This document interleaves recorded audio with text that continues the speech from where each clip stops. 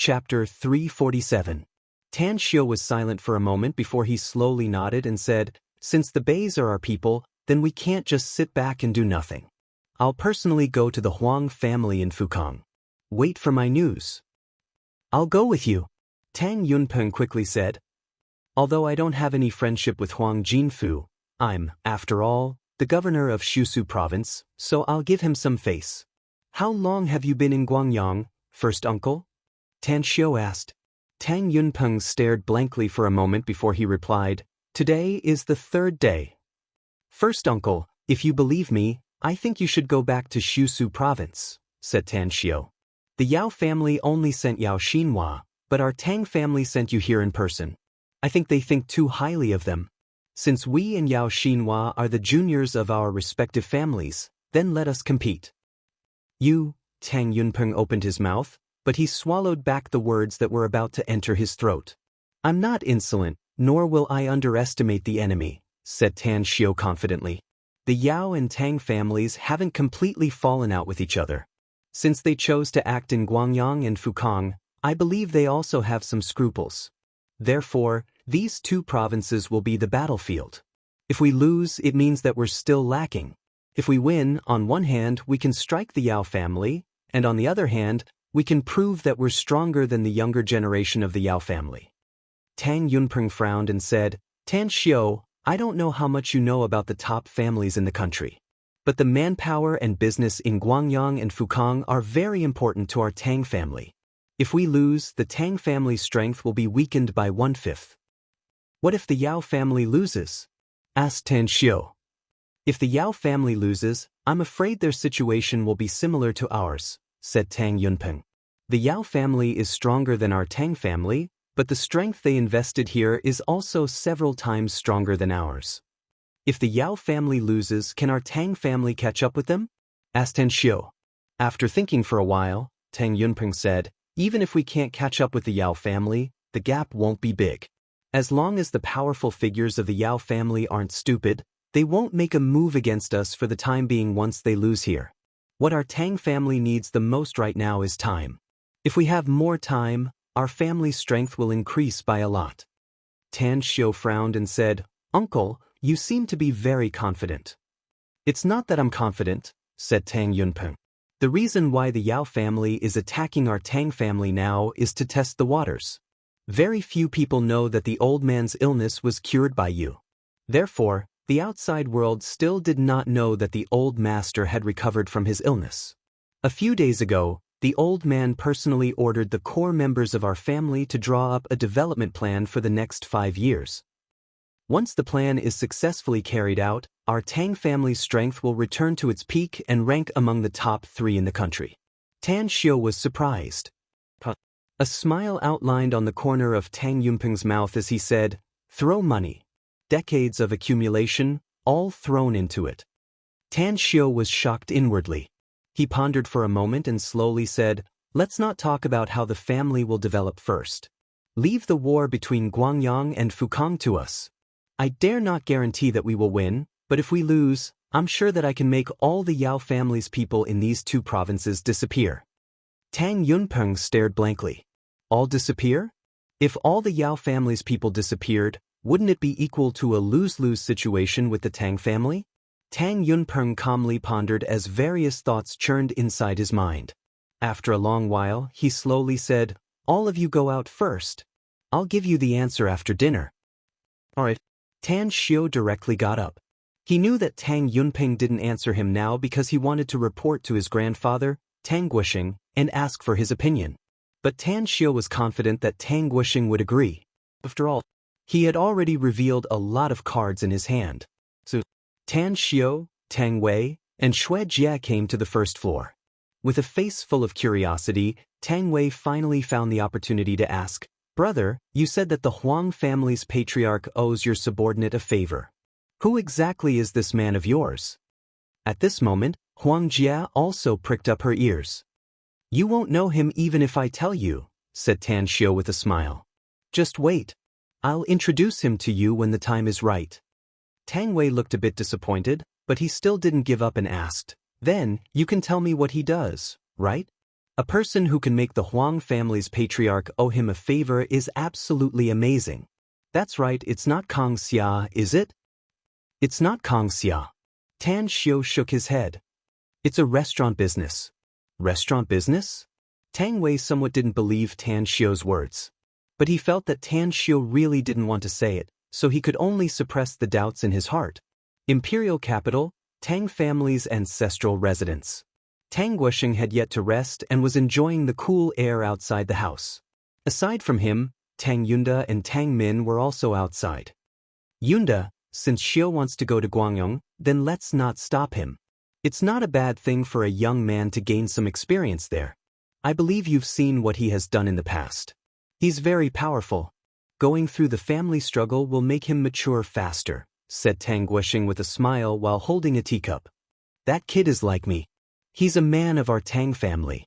Tang Yunda nodded and smilingly said, if he wants to go, then let him go. He can rely on himself to fight for his career, which means he has a bit of brains. I hope he'll be able to help out in Guangyang province. I don't expect him to help as long as he doesn't encounter any danger, said Tang Guosheng with a smile. The fight between our Tang family and the Yao family is like a storm of blood behind the scenes. It can indeed let him understand the cruel game between big families. I think Tan Xiu is very good. Tang Min said with a smile.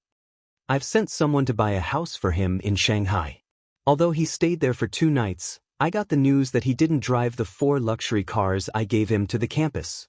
He's not arrogant and domineering like a young master of a big family. On the contrary, he's very low-key and gets along well with his new classmates. Tang Guosheng furrowed his brows and asked, did you send someone to investigate him? Not to investigate, but to protect him in secret, said Tang Min. It's just that he and Tang Wei went to Guangyang when the people I sent just arrived in Shanghai. The news was slowly learned by the people I sent to investigate. Tang Guosheng nodded silently. Ring, ring, ring. At this moment, his mobile phone rang. Tang Guosheng's brows raised. He took out his mobile and looked at it. He directly pressed the answer button and said in a deep voice, how is it? Have you rescued him?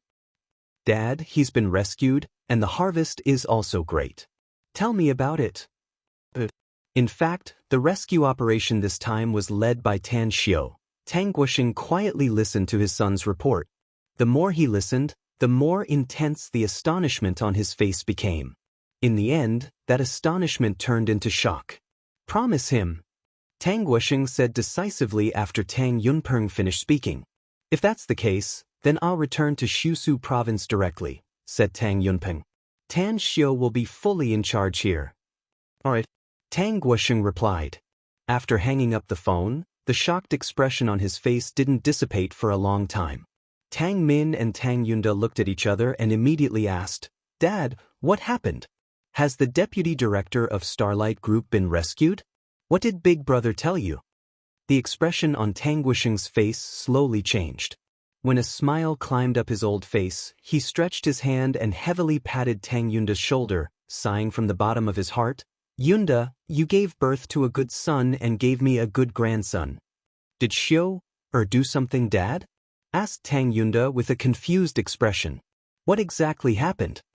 Tang Guosheng burst into laughter and said, our Tang family was suppressed by the Yao family in Guangyang to the point that we couldn't lift our heads. We almost let go of everything there. I didn't expect that Xiu has just arrived in Guangyang for 1 night, yet he has already done such a big thing. Quickly, he told them about the matter in Guangyang and finally sighed. If it was only this, I would never have agreed to let Yunpeng leave and let Xiu take over everything there.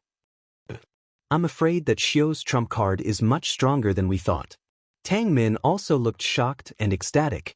But after hearing the old man's last sentence, she quickly asked, Dad, what other trump card does Tan Xiu still have? Do you know about the Fukang province's Huang family? Asked Tang Guosheng. They do. Tang Min nodded. It's one of the biggest families in Fukang province. Furthermore, the Huang family belongs to the neutral faction and rarely participates in the struggle between the big families. Furthermore, the old man of the Huang family is still alive and seems to be 106 years old. He was a great hero of our country in the past. I once knew a member of the Huang family when I was in the army, Huang Jinming. Tang Yunda also nodded. That Huang Jinming you know is also a big shot with a high position and power. Tang Guoxing exclaimed. Even if he stomps his feet in Fukang province, he can shake the entire province. Dad, from what you said, it seems that Xiao and the Huang family have some relationship? Asked Tang Yunda.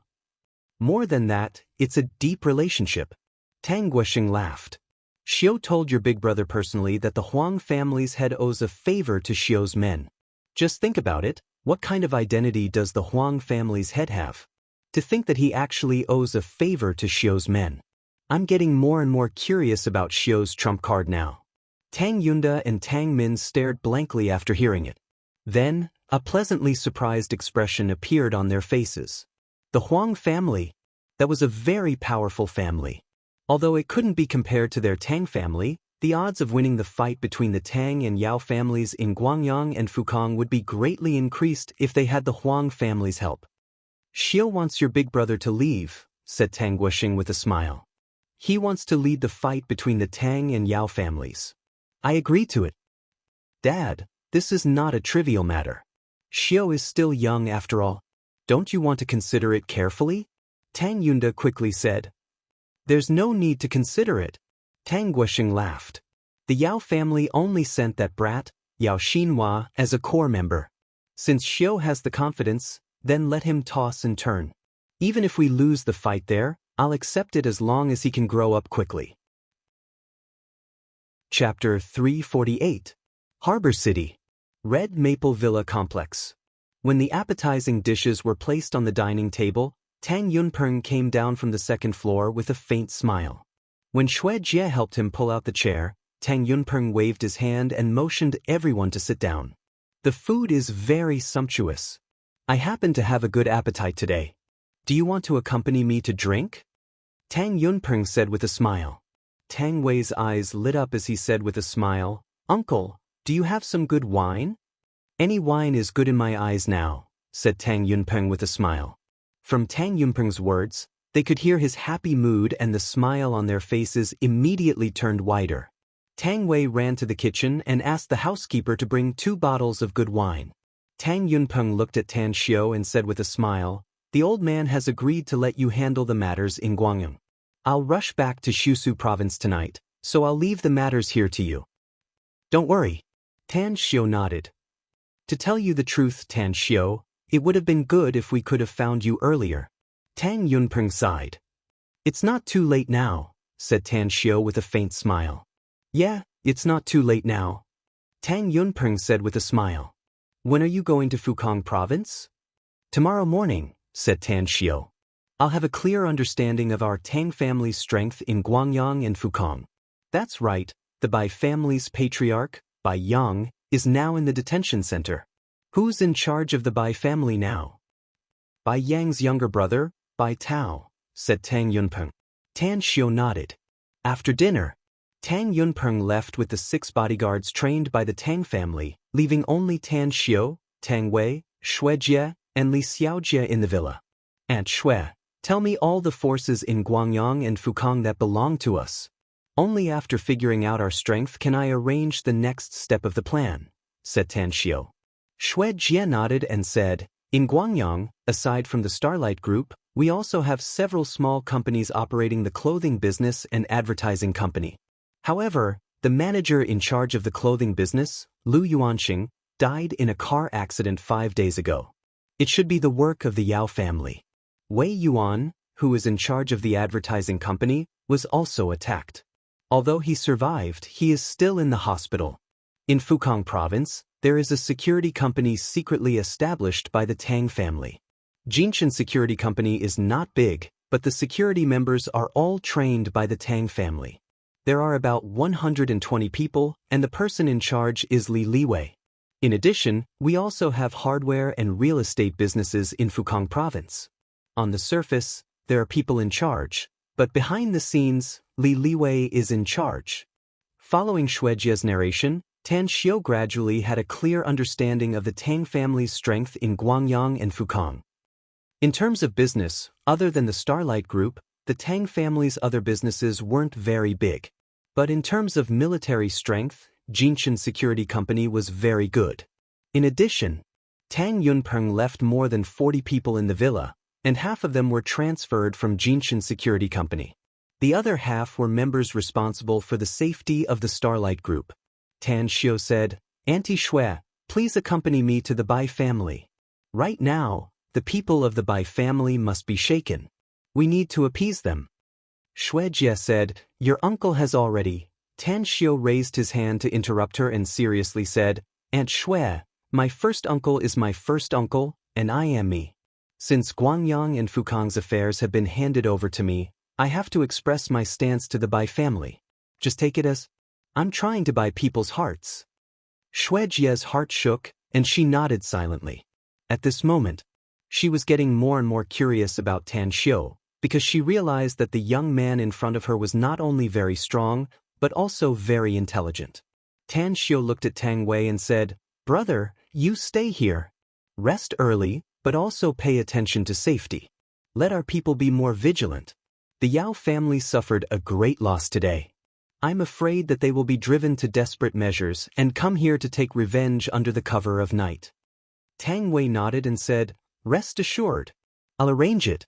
But you, bring more people to the Bai family." Tan Xiu shook his head and said, "If my guess is correct, the Red Maple Villa complex must be under the Yao family's surveillance. If we leave with great fanfare, the other party will know about it. On one hand, Aunt Shui and I will go to the Bai family to appease them. On the other hand, we'll find a more secret and safer place tonight. After that, we'll withdraw from here." Tang Wei nodded and said, "I understand." Shortly after, Tan Xiu and Shui Jie left with only 2 bodyguards whom Shui Jie trusted. They climbed over the wall of the villa's relatively secret courtyard, then stopped a taxi on the nearby street and quickly left. At the Bai family's ancestral residence in Harbor City, Bai Tao's face was as gloomy as water. More than a dozen core members of the Bai family were in the ancestral residence. Bai Yang had been arrested, and although there was no final trial, they no longer had any hope. Originally, if something happened, they could still get help from the Tang family. But now, the Tang family couldn't even protect themselves in Guangyang, so how could they have the time to pay attention to the Bai family? "Second brother, we have to think of a way. Big brother is now under investigation. Not to mention that we have some problems. Even if there are no problems, the Yao family and the Sun family will fabricate some problems for us. We can't count on the Tang family for now, but we have to think of a way to protect Big brother." Bai Bing's brows were tightly furrowed, and her tone was filled with impatience. Bai Tao shook his head and said, "Let's wait. The investigation team wants to find out the result, but it won't be finished in a short time. Besides, they haven't announced it yet, so we still have time. I'll go see Tang Yunpeng tomorrow night. If the Tang family has a way, then we'll see them. If they are helpless now, then our Bai family will start transferring our property and family members." Bai Bing was shocked. "Second brother, you want to give up the foundation of our Bai family?" Bai Tao forced a smile and said, "If Big brother is really under trial, do you think we can't give it up? You're also a government official, so you should be very clear about what will happen to the rest of our Bai family after Big brother is put on trial, right? At least 5 or 6 people in our Bai family will either be placed under investigation or removed from their posts. Or, they will be transferred to unimportant posts for retirement." Bai Bing fell into silence, and so did the other core members of the Bai family. They knew that what Bai Tao said made sense. This was the situation in the country. The top members of the family had been overthrown, and the rest of the Bai family would probably not be any better. Suddenly, a member of the Bai family said, "Second brother, what if our Bai family turns to the Yao family? Does Big brother?" "Shut up." Bai Tao's eyes burst with anger as he shouted in a deep voice, "Let alone the fact that we don't have any chance to join the Yao family, even if we have the chance, we absolutely can't do it. Treachery is the most taboo thing for all the major families in the country. We're tied to the Tang family, and our Bai family won't completely collapse unless the Tang family is destroyed. Besides, even if we join the Yao family, do you think they will treat us well? They will definitely find a way to drink our blood, eat our flesh, and swallow our Bai family cleanly." The Bai family member's complexion changed, and he finally lowered his head in shame. At this time, a strong man strode into the room and said in a deep voice, "Brother Tao, there are 4 people outside. One of them is Xue Jie, the general manager of the Starlight Group, and the other claims to be a member of the Tang family, Tan Xiu." Bai Tao's complexion changed. He immediately got up and said, "Come with me to welcome them." Quickly, Bai Tao, along with more than a dozen members of the Bai family, met Tan Xiu and Xue Jie. However, since they didn't know Tan Xiu, they were somewhat curious about Tan Xiu. "Hello, Chief Xue." Bai Tao greeted. Xue Jie faintly smiled and said, "Bai Tao, let me introduce you. This is Tan Xiu, the son of Tang Yunda of the Tang family.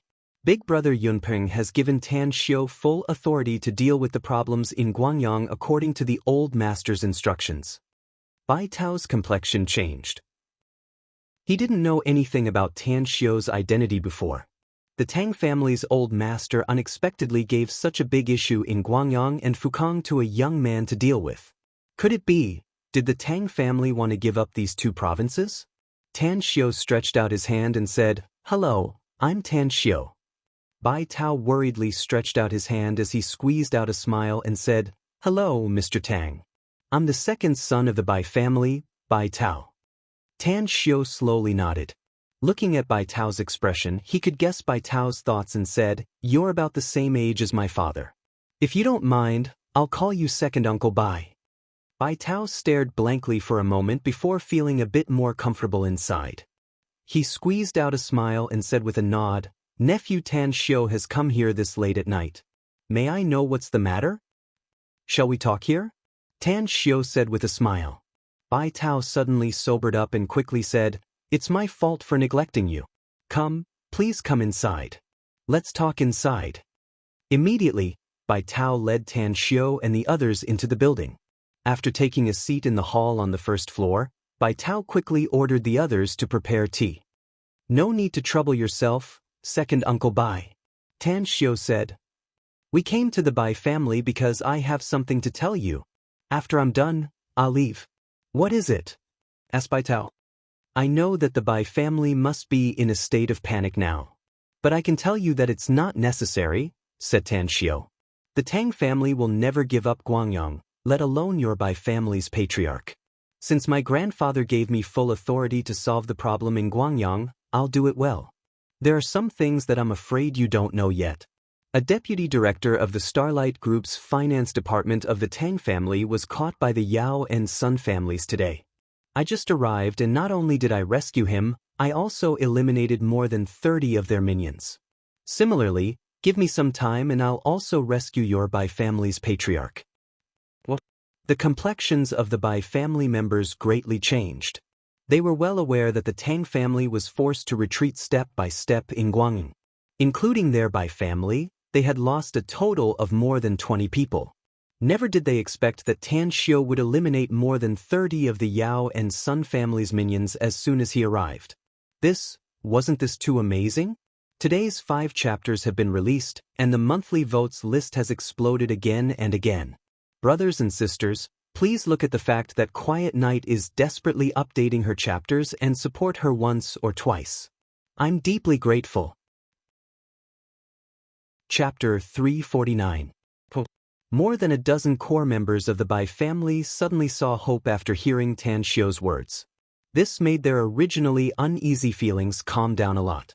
"Second Uncle Bai, please give me some time," said Tan Xiu. "I'll do my best to use my connections to rescue the Bai family's patriarch. Even if the Tang family loses the game with the Yao family in Guangyang, I won't give up on your Bai family's patriarch. I'll spare no expense to keep him out of prison. This is the worst guarantee I can give." Upon hearing Tan Xiu's words, Bai Tao suddenly felt touched. In fact, he had always wanted to get some guarantees from Tang Yunpeng, but Tang Yunpeng didn't say anything for a long time. This situation had actually made him feel a bit of resentment. But Tan Xiu's words had completely dissipated the resentment in his heart. "Tan Xiu, I'll keep your guarantee in mind. I'll also say something to you. My Bai family and the Tang family are inseparable. No matter what plan you have, my Bai family will support you unconditionally. If you want money, give it to me. If you want people, give it to me. Bai Tao said resolutely. Tan Xiu nodded with satisfaction.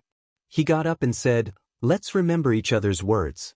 It's a gentleman's agreement between us. For the time being, there's no need for the Bai family to act. So what you need to do is to be vigilant to prevent the Yao and Sun families from causing trouble again. We won't stay for long. Just wait for my good news. Alright, I'll send you off. Bai Tao nodded heavily. When everyone went out of the building's door, Tan Xiu suddenly said, Second Uncle Bai, I'll have to trouble you to get us a car. We sneaked out of the Red Maple Villa complex by climbing over the wall. We didn't want to be noticed by the Yao and Sun families. Bai Tao waved his hand at Bai Bing. Immediately, Bai Bing turned around and returned to the building. A minute later, she handed a few car keys to Tan Xiu and said with a smile, You can drive any car you like in this courtyard.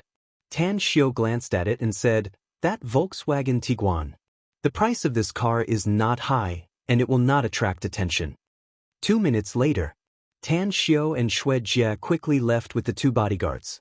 In the car, Xue Jie asked in surprise, Tan Xiu, since we want to change to a more secluded place, why don't you let the Bai family help us? They have been operating here for so many years, I believe that there are many hidden places suitable for us to hide in. Auntie Xue, Tan Xiu said with a faint smile, it's best not to let them know at this critical time, unless they're really on our side. Who can guarantee that no one from the Bai family has been bribed by the Yao family or the Sun family? Xue Jie was stunned. Then she looked at Tan Xiu with a different gaze than before. Low profile. Caution. She originally had some confidence that Tan Xiu would be able to win against the Yao family in Guangyang province. But at this time, hope rose in her heart. Moreover, through Tan Xiu's actions tonight, especially the pacification of the Bai family, she could see that Tan Xiu's methods were very powerful. At the very least, the originally restless Bai family members had been pacified. Even Tan Xiu had successfully bought people's hearts. Where are we going now? Asked Xue Jie. Let's look for a more chaotic place in Harbor City, said Tan Xiu. I'm talking about a place with a large number of foreigners, where people come and go frequently. Once we move, the number of people will naturally not be small. In order to prevent accidents, we must find a suitable place to hide. Xue Jie stared blankly and asked, Tan Xiu, you want to find such a place? Aren't you afraid that the news will be leaked?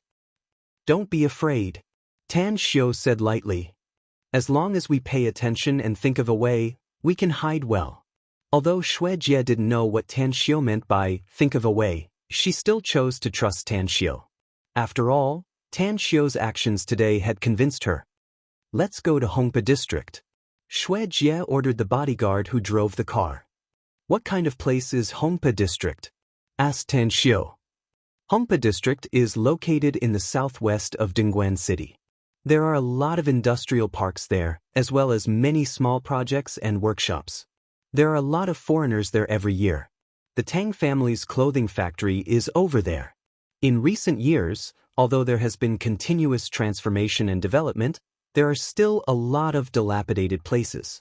The flow of people there is relatively large, so it's very suitable for hiding. Tan Xiu nodded and dialed the cell number of the Huang family's patriarch. From him, he learned that the Huang family also had an intelligence network in Hongpa District. Immediately, he asked the other party for the contact information of the intelligence personnel there. Was senator, he was the owner of an internet cafe on Yeyang Street in Hongpa District. He had been running the internet cafe business here for more than 10 years and had a complicated relationship with many gangsters here. His other identity was the intelligence personnel of the Huang family, and he was also the person in charge here. Guosun was quite excited when he received a call from the patriarch himself. He secretly decided that he must cooperate with the other party. No matter what the other party's request was, he would try his best to satisfy it. Soon, he received a call from Tan Xiu and told Tan Xiu the address of the internet cafe.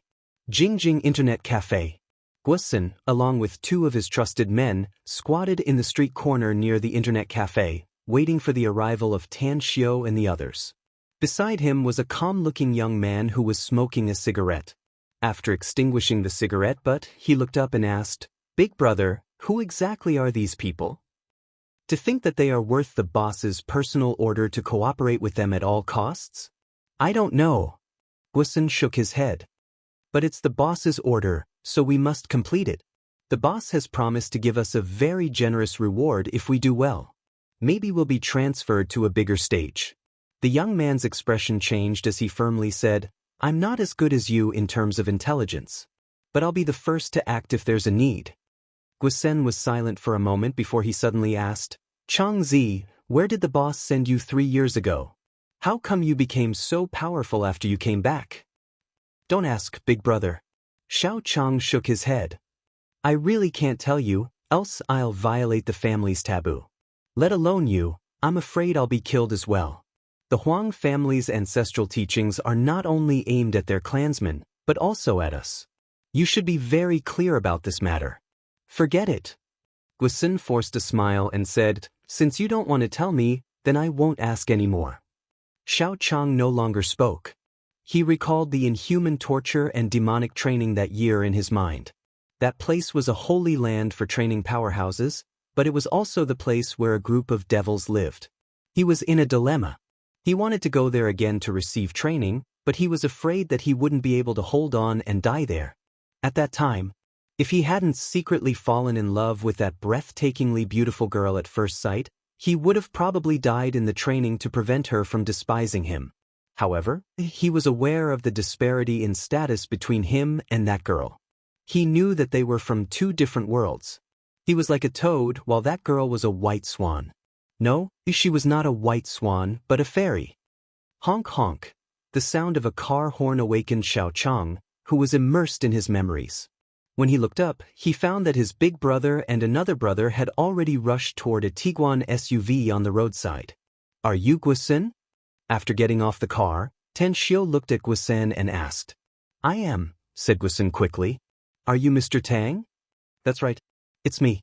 Tan Xiu nodded. You should have received Huang Jinfu's call, right? Guisan's mouth twitched a few times.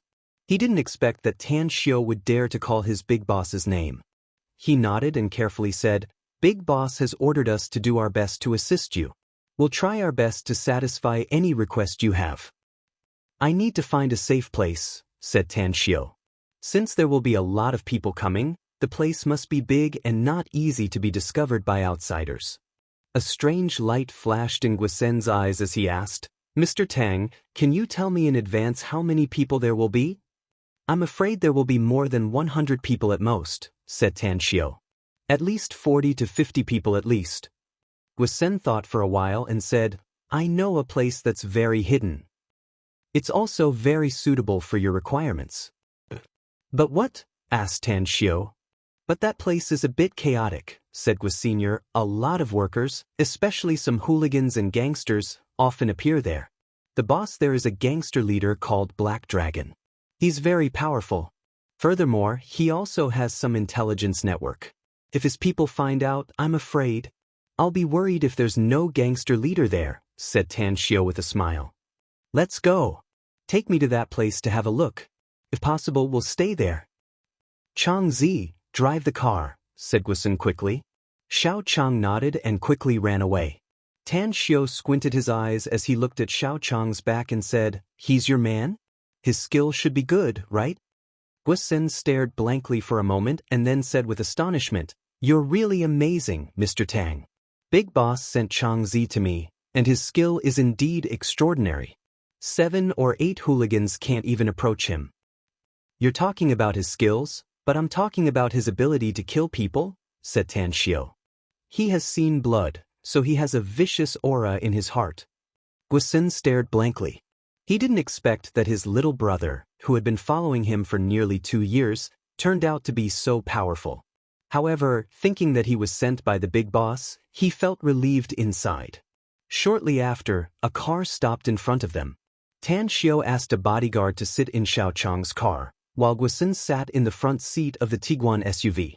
Under Xiao Chang's lead, the 2 cars quickly drove to an abandoned factory. What are you doing? The old man guarding the door ran out of the sentry box and shouted. After getting off the car, Guisan came before the old man. He took out a stack of 100 yuan bills and stuffed it into his hand, saying, "Grandpa, do you still remember me? I'm the owner of an internet cafe. You once went to my internet cafe and took your grandson out. Yesterday's 5 chapters have been completed. This chapter is the first chapter on August 6th _. Chapter 350. The old man guarding the abandoned factory suddenly understood and said, "I know you. What's your name again?" "Guasen." The old man nodded.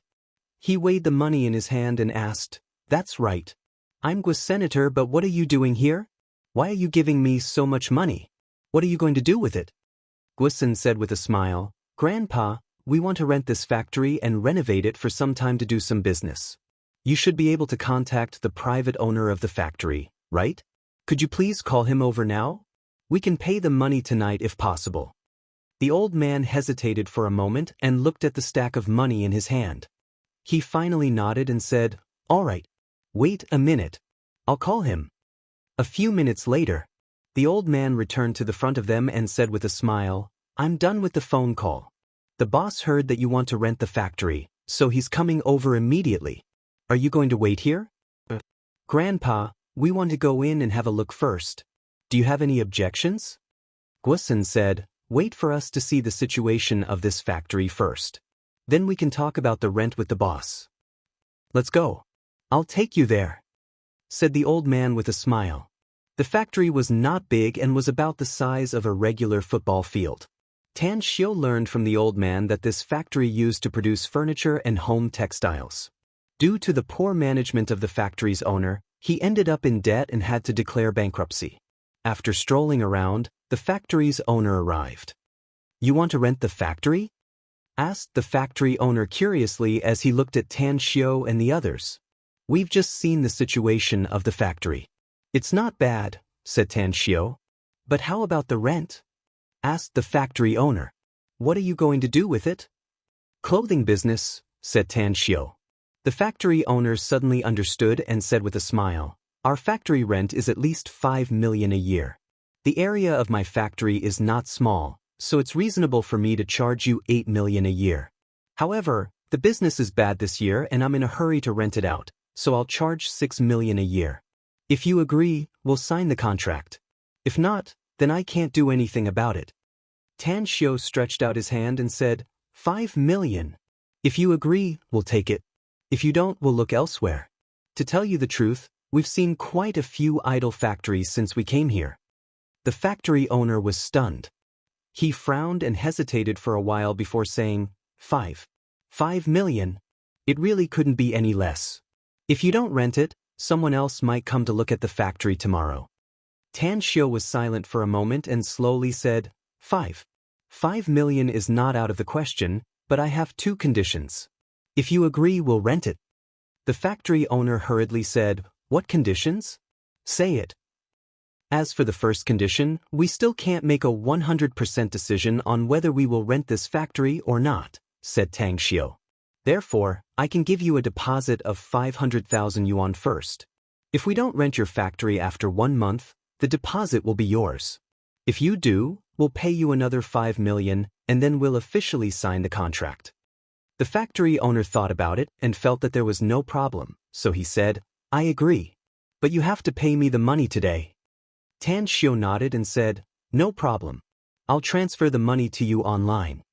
The factory owner said, "Then tell me the second condition."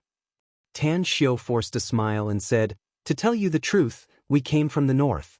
We've been staying in the hotel for more than a week, and the hotel's hygiene is very bad. So we decided to live in the factory for the time being." The factory owner said with a smile, "Since you've given me the deposit, then this factory is temporarily rented to you. If you want to stay here, then stay here. But this place is dirty and messy, so you need to clean it up." "No problem." Tan Xiu nodded. Immediately after, Tan Xiu transferred 500,000 yuan to the factory owner's account through online banking. After watching the factory owner leave with satisfaction, Tan Xiu then looked at the old man guarding the door and asked with a smile, "Grandpa, may I ask you, how much is your monthly salary working here?" 2,500 yuan, said the old man with a smile. "I'll give you 10,000 yuan, Grandpa, said Tan Shio. You don't need to stay here for a month. You also know that we're going to live here and do business here, so we need to find some young and strong security guards. The old man looked hesitant upon hearing it and said, I understand you. It's not easy to do business here. But that 10,000 yuan. Please don't refuse it, Grandpa, said Tan Shio with a smile. Just consider it our compensation to you. If we really rent this factory in the future, I'll invite you back. All right then.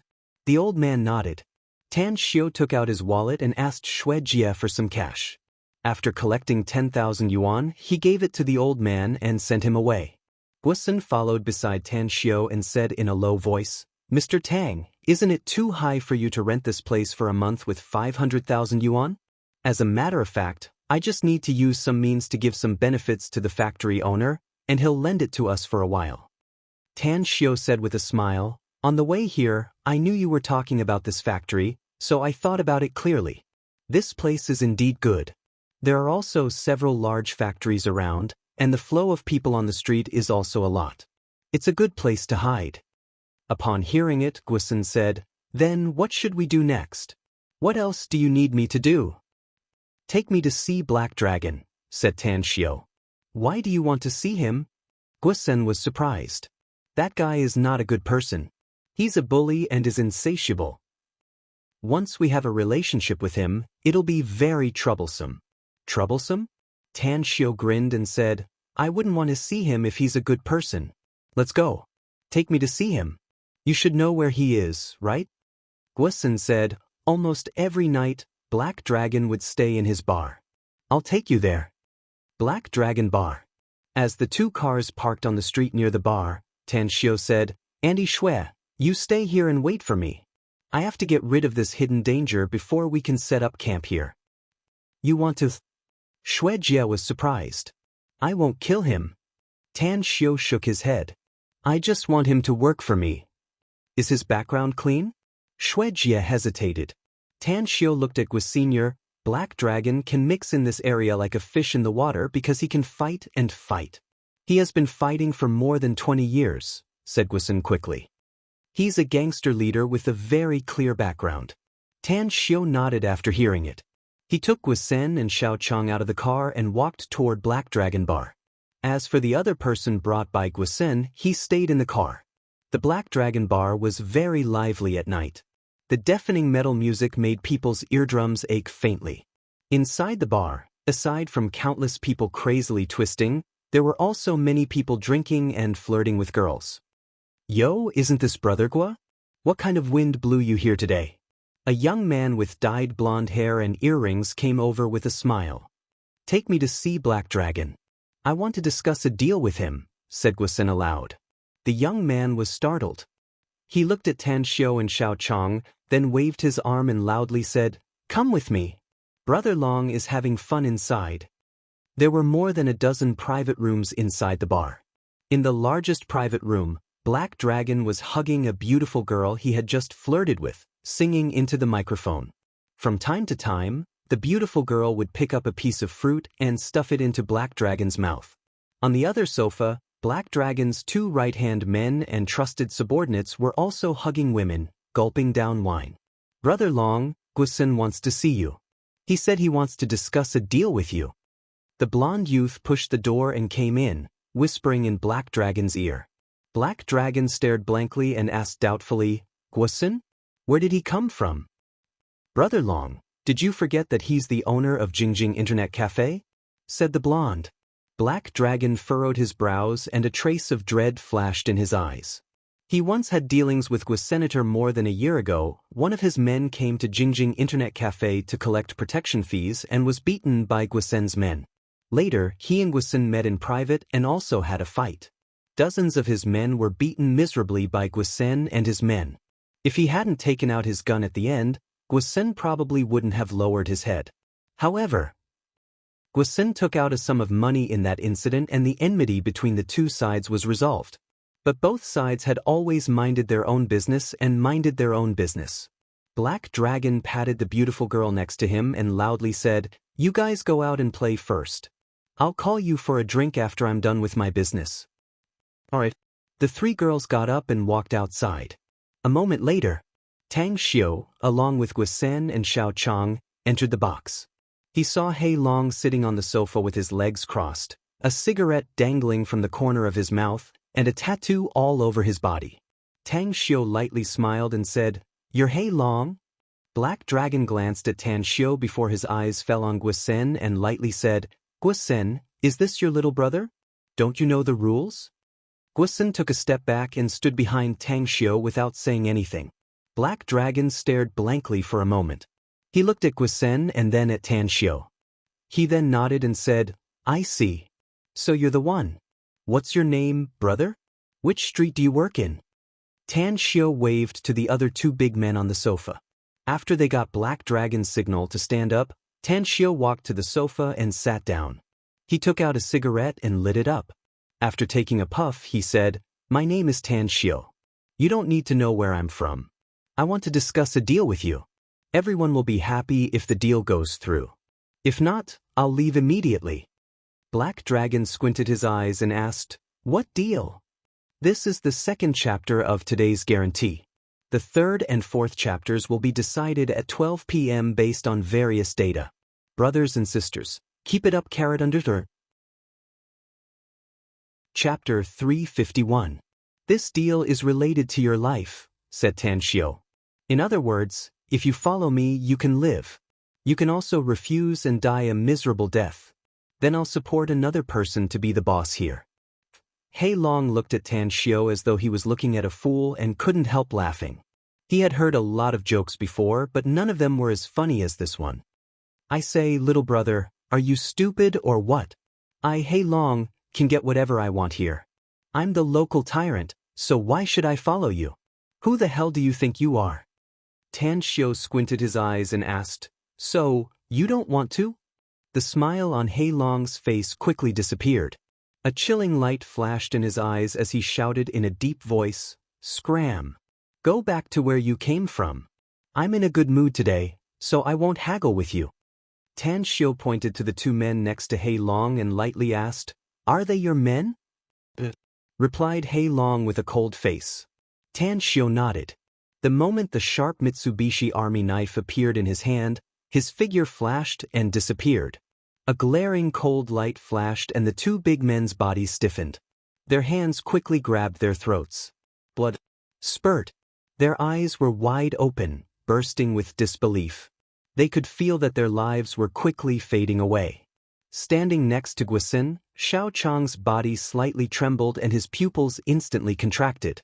Tang Xiu's speed made the hairs on his body stand up. Fast. It was really too fast. From the moment Tang Xiu's buttocks left the sofa, dashed to the front of Hei Long's men, and then returned to the sofa, it was definitely less than 2 seconds. The speed. It was too terrifying. Xiao Chang thought that he was very fast, but he was horrified to find that his speed was nothing compared to Tang Xiu's. If Tang Xiu wanted to kill him, he wouldn't be able to resist at all and would probably be killed in an instant. Hei Long abruptly got up and pulled out the pistol from his waist. His complexion drastically changed as he pointed the muzzle at Tang Xiu. Looking at the miserable appearance of his two men with their throats slit, his heart fiercely twitched a few times, and he roared sternly, "Who the fuck are you?" In his heart. It also gave birth to a deep fear, because he didn't even see Tang Xiu's movements clearly.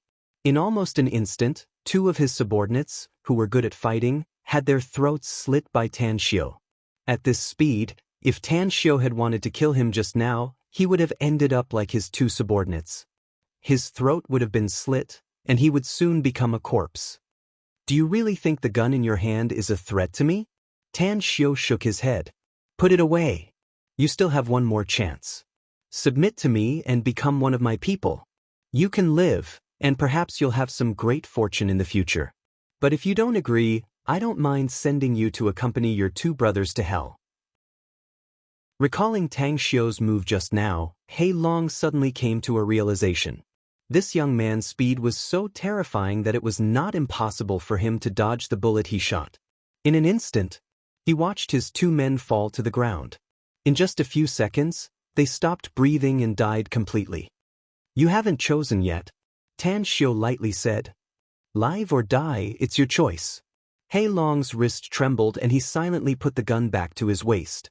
His eyes were full of viciousness as he looked at Tan Xiu and asked in a deep voice, "You killed my brothers. Aren't you afraid that I'll submit to you, but I'll crazily retaliate against you later?" "You won't." Tan Xiu shook his head. "You may be ruthless and merciless, but you're also afraid of death. I can crush you as easily as crushing an ant if I want to. Even if I don't do it myself, my men can easily kill you. Of course, that includes all your brothers. It's enough to wash them in blood overnight." Hei Long pointed to Guisen and asked in a deep voice, "You mean them?" "They're not my men," Tan Xiu lightly said. "Although the big boss behind them can also easily crush you, they're not people here and they're too lazy to do it. It's also because of a special reason that I'm looking for you. Else, I won't even bother to look at you even if you're 100 times stronger, let alone your power." Hei Long's breath stagnated. He pondered for a while and then seriously said, "I must know your identity, else I can't follow you." Tan Xiu was silent for a moment and then slowly said, "Actually, with your identity, even if I tell you, I'm afraid a nobody at your level won't know who I am. But I can tell you something you should know so that you can work for me. Have you ever watched the news? It's the CTV one." Hei Long shook his head and said, "I don't care about national affairs, so why would I watch it? But I watched it when I was a kid." "It's fine if you watched it when you were a kid," Tan Xiu said. "I'm from the imperial capital, and Tang Guisheng is my grandfather." "The imperial capital? Tang Guisheng?" Hei Long stared blankly for a moment before his eyes suddenly turned as big as a bell. His body swayed and he slumped down on the sofa. How could he not know Tang Guisheng? He was a bigwig with a high position and power in the country. Tan Xiu let out a smile and said, "It seems that you know my grandfather's identity. Although I don't rely on him much, it's still useful to use him to prove my background. How about it? Do you want to follow me?" "I do." Hei Long jumped up from the sofa as if he had forgotten that Tan Xiu had just killed 2 of his trusted men. With an excited face, he said, "I'm very willing." He realized that he seemed to have hit the jackpot. The young master of the imperial capital. Countless people wanted to curry favor with him but couldn't. Although he didn't know why Tan Xiu, a dignified young master of a big family, came to a small place like Guan City, he didn't want to let go of even the slightest chance. "Aren't you afraid that I'll lie to you?" asked Tan Xiu with a smile. "I don't think you need to lie to me," said Hei Long seriously. "After all, you won't lie to me if you want me to do things for you. Moreover, lies are easily exposed. If I had the intention, I would be able to find out the truth with a little investigation." "It seems that you're really smart," Tan Xiu said with a smile. "No wonder you're able to mix well here. Tell your men to clean up these 2 corpses and then come with me." "Where to?" asked Hei Long. "You can ask what you need to ask, but you don't need to ask what you shouldn't," said Tan Xiu. "Anyways, just remember to carry out my orders. If you do well, you'll have great development in the future. You don't need to be a local tyrant here anymore. If you don't do well, I'll directly give you up." Hei Long's expression turned solemn as he respectfully said, "I'll keep it in mind." 2 minutes later, Hei Long found several of his trusted men and asked them to secretly box up the 2 corpses and then secretly destroy the corpses. After finishing, he respectfully came before Tan Xiu. "Let's go," said Tan Xiu lightly. After they left the Hei Long bar, Tan Xiu looked at Guisen and said, "I need to borrow your intelligence network for the time being. Help me monitor Hongpa district. Contact me directly if any suspicious person comes." Guisen forced a smile and said, "Mr. Tang, there are too many suspicious people in Hongpa district. Shouldn't we have a target?" Tan Xiu was silent for a moment before he lightly said, "People from the Sun family in Guang." "The Sun family?" A glint flashed in Guisen's eyes as he said, "I need to report this matter to the big boss. After all, my rank is very low and I don't know much about the Sun family in Guangyang. I need a higher rank member to cooperate with me." "You can report it to me," said Tan Xiu. "I'll personally visit your big boss tomorrow." "All right." Guisen nodded and said, "Leave your car to us." Tan Xiu said, "Also, help me clean up some rooms in the factory and buy some daily necessities while you're at it. Remember, Don't attract others' attention. No problem, said Guisen with a smile. Tan Xiu waved to Hei Long, motioning him and another bodyguard to sit in another car, and then entered the Tiguan SUV. Hei Long's mood at this time was very complicated. He was nervous and excited. He didn't know what fate would be waiting for him in the future, but he wanted to gamble. If he gambled right, he would have a bright future. But if he gambled wrong, the worst that could happen to him was death. After all, if he refused Tan Xiu today, he was afraid that he would have become a corpse. Red Maple Villa Complex. When the two cars stopped a kilometer away from the Red Maple Villa Complex, Tan Xiu and Xuejie discussed and decided to evacuate tonight and rush to Hongpa District under the cover of the night. Annie Xue, wait for me here. I'll go inside and arrange it. Alright. Tan Xiu climbed over the wall alone and quietly returned to the villa. Tang Wei didn't rest at this time. He was worried about Tan Xiu's safety, so he sat by the window on the second floor and smoked. Tang Wei was slightly startled when he saw a figure climbing over the wall and entering the courtyard. More than a dozen of his men quickly pulled out their guns and aimed at the person. It's me, Tan Xiu said in a deep voice. When the big men saw Tan Xiu clearly, they immediately put away their guns and scattered to the side. Everyone pack up. We're leaving tonight, said Tan Xiu in a deep voice. Understood. The big men complied one after another. When Tan Xiu came to the villa, Tang Wei had already rushed down the stairs. Brother, how's the matter going? It's all done, said Tan Xiu. I've met the Bai family's people and found a place for us to stay for the time being. Pack up and we'll leave later. I'm at ease with you handling it. Tang Wei nodded. A curved arc outlined on the corner of Tan Xiu's mouth as he said with a smile, Do you want to do one more job before you leave? Tang Wei was confused. Tan Xiu pointed to the villa complex's gate and said, If my guess is correct, this villa must be under surveillance. If I'm not mistaken, our villa must be under surveillance. When we left before, we climbed over the wall to avoid being discovered. But we can't do it without a car. Therefore, we need to clean up the enemies monitoring us. It's too difficult. Tang Wei shook his head. We're in the light while the people monitoring us are in the dark. It's very difficult to find them. This is today's third update. It's also the one with the explosive monthly votes. Come on, brothers and sisters. Quiet Night is waiting for you to continue exploding. Chapter 352. Tan Xiu's spiritual sense was like a cheat in games. He could observe any scenery within a radius of several hundred meters under the cover of his spiritual sense. Therefore, as long as he spent some time and circled around the villa complex, he would be able to find suspicious people. However, the binoculars were too effective now. If the monitoring distance was too far, there might be some fish that slipped through the net. Even if it's difficult, we still have to search. With a serious expression, Tan Xiu said seriously, As for when we leave, I'll personally bring up the rear.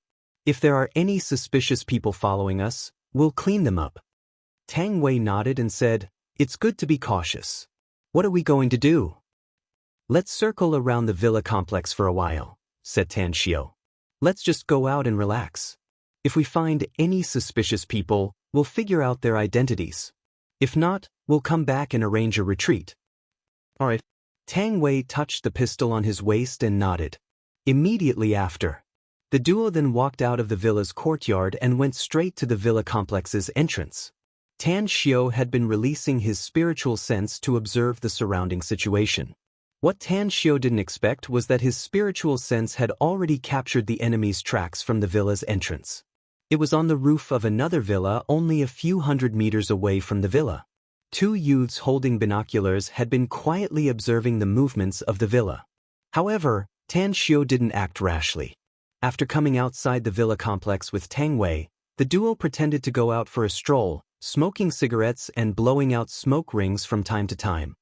If I remember correctly, there's an SUV parked on the roadside on the left in front of us. It's been parked there for several hours, right? When we came back from Changbu town, I saw it parked there. The dim yellow night couldn't block Tan Xiu's keen eyes. When he came back from Changbu town, although he found the SUV, he glanced at it and didn't find anyone inside. But now, there were two men in the car. One of them was sitting in the back seat, smoking quietly with the window open. Tang Wei's eyesight wasn't as sharp as Tan Xiu's, so he didn't see anyone inside the SUV since they were 300 to 400 meters away. He shook his head and said, "It's normal for a car to be parked on the roadside. I didn't notice that car when we came back." Tan Xiu said, "It's normal to have a car parked on the side of the road, but what if there are people in the car?" Tang Wei's expression slightly changed as he said, "I'm afraid the problem won't be simple if someone stays in the car for several hours at this critical juncture. Let's go and take a look," Tan Xiu said as he walked towards the car. At this moment, in the driver's seat of the off-road vehicle, a young man was looking at the entrance of the villa complex. He had noticed Tan Xiu and Tang Wei the moment they stepped out of the villa complex's entrance. To his surprise, it was already so late, yet those two fellows actually came out for a stroll. When he noticed that the two men were coming in his direction, he immediately turned his head and spoke to the man in the back seat, brother who, according to the intelligence, one of the two fellows who came out of the villa complex is Tang Wei, a descendant of the Tang family. They're courting death. The man pulled out his pistol as a cold light flashed in his eyes. The young man was surprised. "Brother Hu, our mission is to monitor the Tang family in the Maple Villa complex. If we kill them now, won't we be punished by the young master?" The man sneered, "Don't worry. If we can kill a direct descendant of the Tang family, not only will the young master not punish us, I'm afraid he'll even reward us. It's not like you don't know the news from Changbu town. We've lost a lot of people and the young master is furious now. If we kill Tang Wei, the young master will be satisfied." Alright. The young man also pulled out his pistol from his waist. The distance between the two sides was getting closer. Tan Xiu released his spiritual sense and could already envelop the two people in the car. He could clearly see the two men holding their pistols with murderous looks on their faces. In an instant he determined the identity of these two men. They were either from the Yao family or the Sun family. Similarly, they were enemies. "Brother Tang Wei, be careful. They should have guns in their hands," whispered Tan Xiu. "Don't worry. They won't shoot easily since they're monitoring us," said Tang Wei. Tan Xiu sighed inwardly. Looking at their appearance, how could they not shoot? They probably couldn't wait to shoot the two of them right now, right? "Give me your gun." Tan Xiu stopped and blocked in front of Tang Wei. Tang Wei hesitated for a moment before he took out his pistol and handed it to Tan Xiu. After receiving it, Tan Xiu moved sideways and stuffed the pistol into his pocket. Then, he slowly walked toward the other side. The distance between them was getting closer and closer. When he was only 30 meters away from them, Tan Xiu suddenly stopped and moved lightning fast. In an instant, he grabbed the pistol and opened the safety as he aimed the muzzle at the two people in the SUV. Bang! Bang! A gunshot sounded as the bullet pierced the windshield and hit the head of the youth in the driver's seat and the heart of the man in the back seat. He had never practiced marksmanship, but his marksmanship was extremely accurate. In his view, shooting was the same as using concealed weapons, and he could easily control it. Tang Wei's expression changed. He had already seen the man in the driver's seat being shot. After dashing to the front of Tan Xiu, he hurriedly said, "Brother, why are you in such a hurry to shoot?" Tan Xiu patted his shoulder. Tang Wei's action warmed his heart as he said with a smile, "Let's go. Let's go back." Tang Wei pointed to the SUV and said with a confused expression, "Then, someone will come to collect their corpses." Tan Xiu smiled lightly. "Let's circle around the villa complex. If we don't find any other enemies, we'll clean up the two enemies in the villa complex and immediately retreat." The two enemies in the villa complex? Tang Wei stared blankly as he looked at Tan Xiu with an increasingly strange expression. He and Tan Xiu came out together and quietly observed all the way. But they didn't find any other enemies, right? 10 minutes later, the duo didn't find any suspicious people. After returning to the villa complex, Tan Xiu stopped in a hidden corner and said, "Wait for me here. I'll be right back." Tang Wei opened his mouth. He wanted to follow Tan Xiu, but he didn't know the situation and was afraid of dragging Tan Xiu down. In the end, he could only nod silently. After a while, Tan Xiu returned to Tang Wei's side and said with a smile, "I've dealt with those two guys who peeped at our villa with binoculars. Let's go. Tell everyone to evacuate immediately." Tang Wei nodded silently. Ever since Tan Xiu came to Guangyang with him, he realized that there was a huge gap between them through Tan Xiu's actions. Quickly, more than a dozen cars left the Red Maple Villa complex at lightning speed. After meeting up with Xue Jie and the others behind the villa complex, they headed toward the direction of Hongpa district. Tan Xiu's car, however, stopped on the side of the road after driving for more than 10 kilometers. He released his spiritual sense and quietly observed the cars behind. After staying there for a few minutes and finding no cars following them, he sped up and caught up with the motorcade in front. 20 minutes later, some distance away from Hongpa district, cars were parked on the side of the road. Aside from the driver, the others got off the cars. After the cars turned around and left, they took buses or taxis and rushed toward the factory in Hongpa district. Now, there were electronic eyes everywhere on the highway.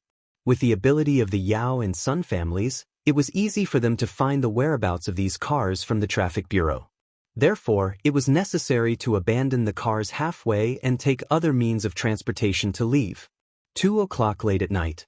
In the rented factory, more than a dozen rooms in the workers' dormitory were lit. Guisen had personally bought a lot of bedding, pots, bowls, ladles, and other daily necessities a few hours ago. Therefore, the residential area had been cleaned up by Tan Xiu and the others. Young Master Xiu were done. Li Xiaojie, along with more than a dozen strong men, came to Tan Xiu's smoke-filled conference room. Tan Xiu nodded and pointed to the table and chairs at the side, motioning him to sit down. Then, he slowly asked, "How did you deal with those cars?" "We threw them all near the traffic police brigade in Guanqing," said Li Xiaojie. A smile outlined on the corner of Tan Xiu's mouth as he nodded and said, "Well done. Now, it's time for us to take the initiative. Have a good rest today. I'll draw up an action plan by tomorrow afternoon at the latest." "All right." Xue Jie, Tang Wei, and Li Xiaojie nodded in the conference room. "Aunt Xue, I'm afraid you'll have to work hard for a while," said Tan Xiu. "I need to know the specific business of the Yao and Sun families in Guangyang, as well as the address of their company and the list of their members. I want to see it before 2 o'clock tomorrow afternoon." Xue Jie nodded and said, "I know more about this. Leave it to me." Tan Xiu nodded. He then looked at Tang Wei and said, "You stay here and keep watch. Immediately arrest any suspicious person who approaches this factory. If anyone resists, kill them on the spot." "Understood." Tang Wei nodded heavily. Tan Xiu looked at Li Xiaojie and said, "Come with me to Fukang province tomorrow. I'll personally visit the Bai family's patriarch." "Understood." Li Xiaojie immediately replied. After Tan Xiu arranged everything, the three of them left the conference room. In the corridor outside the conference room, He Long leaned on the wall and smoked. He now thoroughly understood that what Tan Xiu said before was true. If Tan Xiu wanted to, he could easily pinch him to death, just like pinching an ant. He had secretly observed those 40 to 50 strong men. They were all experts, and he could feel the aura of a soldier from them. However, he still had some worries inside. Through the actions of Tan Xiu and these people, he found that Tan Xiu wanted to do something big, and it was very likely that he would fight with someone. Although he couldn't guess who the other party was, the enemy who could make the Tang family act like they were facing a formidable enemy was absolutely very powerful. Furthermore, he still couldn't figure out why Tan Xiu looked for him. "Hey Long, Tan Xiu wants you to go in." After Xue Jie walked out of the conference room, her eyes fell on He Long. Chapter 353. Black Dragon was shaken inwardly. He quickly nodded and walked toward the conference room. When he entered the conference room, he saw Tan Xiu sitting on a chair and smoking. He cautiously asked, "Young Master Tang, what's your order?" Tan Xiu pointed to the chair at the side and said, "Sit." "All right." Black Dragon's body was very tense. After sitting on the chair, he asked, "Young Master Tang, I've thought it through. I'll follow you from now on. If you tell me to go east, I'll never go south. If you tell me to go up to the sky, I'll never dare to fall down. If there's anything you want me to do, please don't hesitate to tell me. As long as this black dragon can do it, I'll do it even if I have to risk my life. What I want you to do is very simple. Tan Xiu said. Hongpa district is your territory. You've been operating here for so many years, so I believe your information channels are very well informed, right? That's right, said Black Dragon confidently. Although I only have more than 20 trusted subordinates, I still have a lot of little brothers under me. Even many small forces have a very complicated relationship with us. If you want me to inquire about some information, it'll be very easy. Your task is to send people to watch all the streets within a radius of 10 kilometers around the factory, as well as all the unknown strangers. Tan Xiu nodded. Report to me immediately once there's any situation. I won't hide it from you. Although I'm a descendant of the Tang family, I've met an opponent this time. The opponent's strength is very strong, and it's not much worse than our Tang family. Therefore, Guangyang and Fukang are the places where our Tang family and the opponent will compete. Hongpa district will be our base camp in the future. Black Dragon's eyes lit up as he asked, Boss, can you tell me who our enemy is? The Yao family in the imperial capital and the Sun family in Guangyang, said Tan Xiu lightly. Hiss, Black Dragon couldn't help but gasp. He had never heard of the Yao family in the imperial capital, but he was very clear about the Sun family in Guangyang. This Sun family was a huge force that could absolutely be ranked in the top 5 among the major families in Guangyang. Don't be surprised. Although our Tang family and these two families are in the game, it's only limited to Guangyang and Fukang, said Tan Xiu. The outcome of a small-scale game won't affect our family too much. As for you, since I've chosen you, I will ensure your safety. Regardless of whether I win or lose this time, I will give you great benefits when I leave Guangyang province. Hei Long's suspenseful heart relaxed a lot. He straightened his chest and said, Young Master Tang, I, Hei Long, am your man in life and your ghost in death. I'll do whatever you want me to do. Tan Xiu said with a smile, If you do well and perform well, you'll be rewarded. My Tang family has won this game, and your development in Guangyang will no longer be limited to a small place like Hongpa district. Do you understand what I mean? Black Dragon's eyes lit up and he nodded heavily. Understood. Tan Xiu waved his hand and said, Go. When he returned, he immediately began to make arrangements. I need to ensure the safety of our base camp, so your men are very important. As Hei Long got up and was about to leave, his footsteps suddenly paused. He hesitated for a moment and asked, Young Master Tang, may I take the liberty to ask something? The Jingjing Internet Cafe's boss, Guosen, I won't hide it from you. He's from the Fukang province's Huang family. Moreover, he's also an intelligence agent sent by the Huang family, Tan Xiu said lightly. I have a special relationship with the Huang family, so I asked them to help me.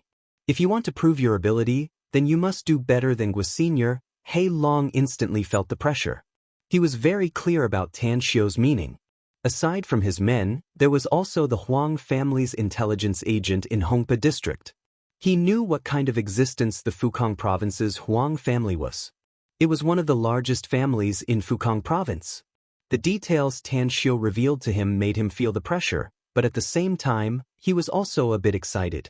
After all, the Tang family's chances of winning would increase several times with the Huang family's help. Young Master Tang, I won't let you down. Along with Hei Long's departure, Tan Xiu walked out of the conference room and spoke to Li Xiaojie, who was waiting outside. Send someone to keep an eye on him. I don't want any problems to crop up because of him. Li Xiaojie nodded and said, I'll send the best investigative experts to keep an eye on him. The night passed without any words. Early the next morning, Tan Xiu left the factory with Li Xiaojie and rushed to Fukang province. On the way, he contacted Guosen and asked him to help him buy more than a dozen second-hand cars. Fukang province, Zhou City. It was Tan Xiu's first time coming to this city. He found that this city was not much inferior to Shanghai. There were high-rise buildings and a continuous stream of vehicles on the wide streets. 10 o'clock in the morning. Tan Xiu arrived at the Huang family in Zhou City. Since the Huang family had a very strong power in Fukang province, they had occupied a large piece of land and built the Huang family's manor. When the car arrived at the Huang family's gate, it was stopped by the security guards at the gate. For you, this is a private residential area. Outsiders are not allowed to enter. Upon seeing that Tan Xiu and Li Xiaojie came in a taxi, the security guard immediately said in a deep voice. After sending the taxi away, Tan Xiu looked at the security guard and said, "Tell Huang Jinfu that Tan Xiu has come to visit." The security guard frowned and looked at Tan Xiu with an unfriendly expression. In the entire Fukang province, there were not many people who dared to call their patriarch by his name. However, he could faintly feel that Tan Xiu had a special temperament. Even Li Xiaojie, who was next to Tan Xiu, had a military temperament. He immediately said, "Wait." After saying that, he picked up the walkie-talkie and contacted the Huang family's Manors security captain. 5 minutes later, Huang Jinfu hurried to the Manors gate with 4 or 5 core members of the Huang family. When he saw the 2 people outside the gate, he instantly determined which one was Tan Xiu. "Mr. Tang, Tan Xiu?" Huang Jinfu's posture was very low and his tone was full of respect. "You're too polite, Patriarch Huang." "I'm Tan Xiu," said Tan Xiu with a smile. Huang Jinfu's eyes lit up.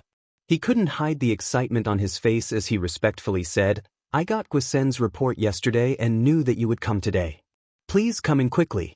I've already prepared some good tea." Tan Xiu nodded and walked into the Huang family's Manors gate. The 4 security guards at the gate were dumbfounded as they looked at the back of Tan Xiu and Huang Jinfu. Never in their dreams did they expect that the young man who came in a taxi would make the patriarch treat him with such an attitude. Who's this young man? The patriarch is actually so respectful in front of this young man. Isn't this too strange? Yeah. Never in my dreams have I ever thought that there would be someone in this world who can make our patriarch treat him with such an attitude. Who exactly is this young man? Powerful people are always very low-key. I've learned something new today. Fortunately, we didn't disrespect him, else we would have been severely taught by the patriarch. 2 sightseeing cars were parked inside the Huang family's Manors gate. Under Huang Jinfu's enthusiastic greeting, the 2 of them boarded one of the sightseeing cars, while Li Xiaojie and several other members of the Huang family boarded the other one. "Mr. Tang, you coming to our Huang family in person really brings light to our humble abode. I've already informed all the core members of the family yesterday, and they are all waiting inside," said Huang Jinfu with a smile. "Patriarch Huang, we're not outsiders, so you don't have to be so polite," said Tan Xiu with a smile. Huang Jinfu's eyes lit up as he repeatedly nodded and said, "That's right. We're not outsiders. I've been wanting to visit you ever since I heard that the Everlasting Feast Hall has a new owner. I didn't expect that you would come to our Huang family first. I came to your Huang family this time because I have something to ask of you," said Tan Xiu. "You're wrong, Mr. Tang," said Huang Jinfu with a stern expression. "You can tell me whatever you want. Let's not mention that Boss Gu is my savior. My family owes the Everlasting Feast Hall a lot of favors. I once told Boss Gu that my Huang family wouldn't exist without the Everlasting Feast Hall's help. If there's anything you need, just say the word. My Huang family will do our best to help you even if we have to exhaust all of our power. If so, then I'll thank you first." Tan Xiu nodded.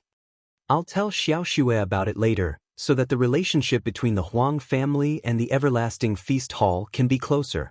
Huang Jinfu's body trembled as an intense ecstasy rose inside.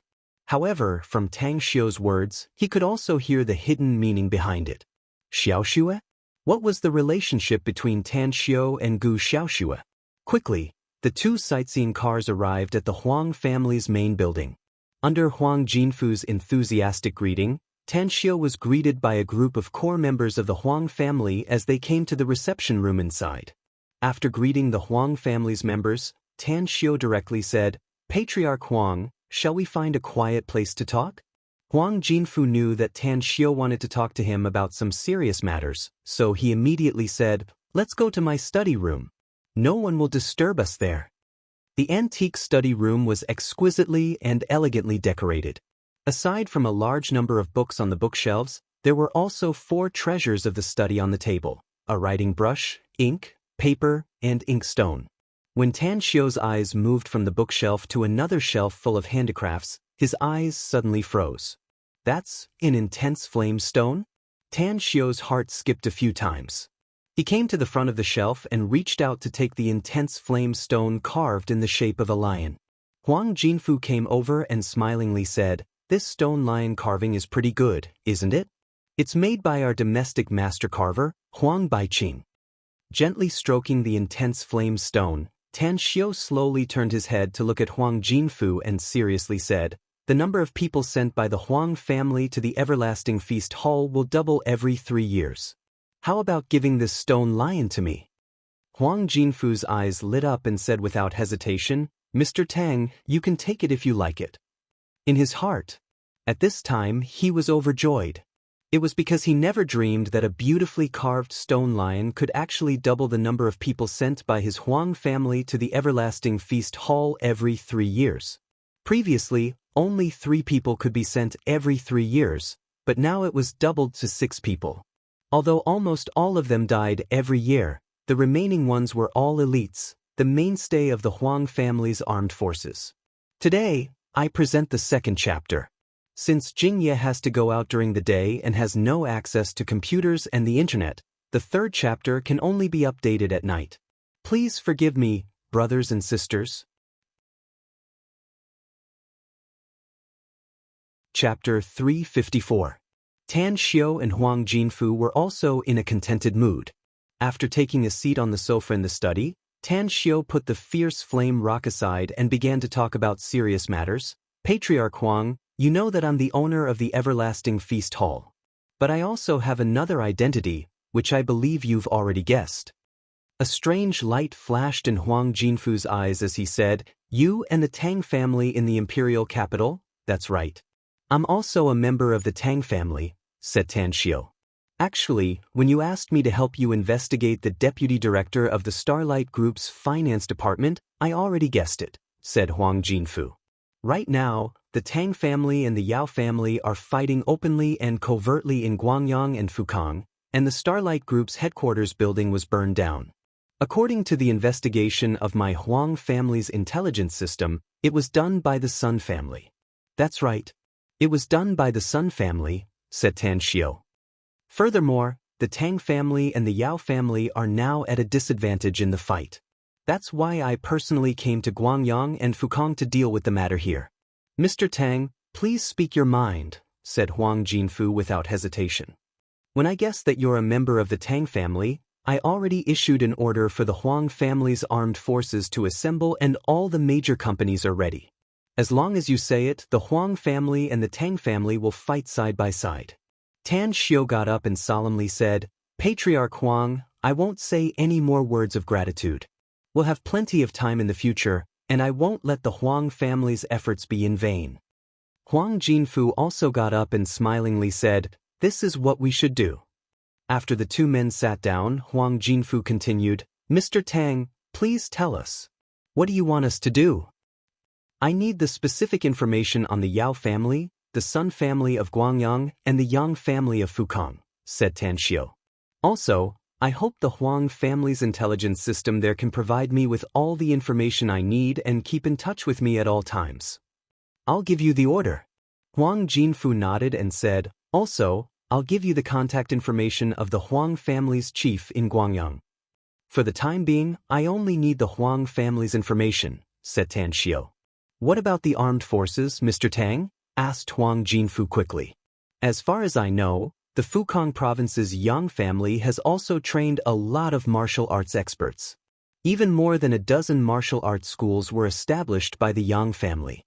The person in charge of the martial arts center, as well as many instructors, are all very important armed forces of the Yang family. According to the information I got, the Yangs didn't send many people to Guangyang." Tan Xiu said, "I'm afraid that the person in charge of the Yao clan intends to eliminate all the forces of our Tang clan in Guangyang province, and then officially use the manpower of the Yang clan to eliminate the forces of our Tang clan in Fukang province. Therefore, the Sun family in Guangyang is the one that needs to be dealt with in advance." "I see." Huang Jinfu nodded. "In short, Whenever you want our Huang family to make a move, just let us know. Tan Xiu nodded and said, there is another matter that I'm afraid I'll have to trouble Patriarch Huang with. Please speak, Patriarch Huang said. As far as I know, family head Huang and the number one figure in Guangyang should be old classmates, right? Tan Xiu said. I heard that you two have a good relationship? That's right. Huang Jinfu said. My Tang family's close partner, the Bai family's patriarch of Guangyang province, has been suspended from his post for investigation and has been sent to the detention center by the Yao and Sun families, Tan Xiu said. I hope Patriarch Huang can contact your old classmate and help me rescue him. Furthermore, the news of him being investigated has yet to spread, so I hope he can be restored to his post. Huang Jinfu frowned and forced a smile. This matter is very difficult to handle unless what? Tan Xiu asked. Unless I promise him that he will send a quota to the Everlasting Feast Hall every year, Huang Jinfu said. All these years, he has been asking me which force trained those experts of the Huang family. I don't dare to reveal the Everlasting Feast Hall, so I've never answered him. Promise him. Tan Xiu touched his chin and said. With a solemn expression, Huang Jinfu nodded and said, if I promise him, I dare guarantee that he and his family will use all their forces to protect the Bai family's patriarch. Although their family has a strong force in Guangyang province, they lack real experts. Otherwise, their family will probably surpass our Huang family. Then I'll wait for your good news, Patriarch Huang, Tan Xiu stood up and said. Huang Jinfu nodded. Upon seeing Tan Xiu's action, he quickly said, Mr. Tang, I've already asked someone to prepare lunch. You see, I appreciate your kindness. Tan Xiu shook his head. I must return to Guangyang as soon as possible. Seeing that Tan Xiu had already made up his mind, Huang Jinfu no longer urged him to stay. However, there was a mystery in his heart that had yet to be solved. Seeing that Tan Xiu was about to leave, he steeled his heart and accompanied Tan Xiu to go outside. He then asked in a low voice, Mr. Tang, may I ask you something? What is your relationship with Boss Gu? Patriarch Huang, perhaps you will know it one day in the future, said Tan Xiu calmly. Huang Jinfu could only force a wry smile inwardly. Although Tan Xiu's words were tactful, it was clear that he didn't want to tell him. Given Tan Xiu's identity, he didn't dare to continue asking. Others might not know how terrifying the Everlasting Feast Hall was, but he was perfectly aware of it. The Huang family was already one of the top big families in Fukang province with a deep heritage. But compared to the Everlasting Feast Hall, the gap was probably more than 10 times. If the Everlasting Feast Hall wanted to exterminate his Huang family, even if they only dispatched a small number of people, it was very likely that all the members of the Huang family would be exterminated overnight. Huang Jinfu didn't get the answer, but he was still very satisfied inwardly. Tan Xiu's promise made him happy. He could now imagine that the Huang family would have many more experts than the present 10 years later. The family. What was the most important thing? Of course, it was military force. Although power and wealth were also very important, it was nothing compared to military force. In today's era, the real rich and powerful families had absolute armed forces and were worthy of their name. At noon, Tan Xiu returned to Dongguan City's Hongpa district. After entering the factory, Tang Wei quickly greeted him and said, Brother, there's an outsider here. He said that he received an order from the Huang family's patriarch to come here to find you. I know. He's called Huang Bingqing. Tan Xiu nodded. A strange light flashed in Tang Wei's eyes as he asked, Brother, how did you do it? Why did the Huang family from Fukang province come here?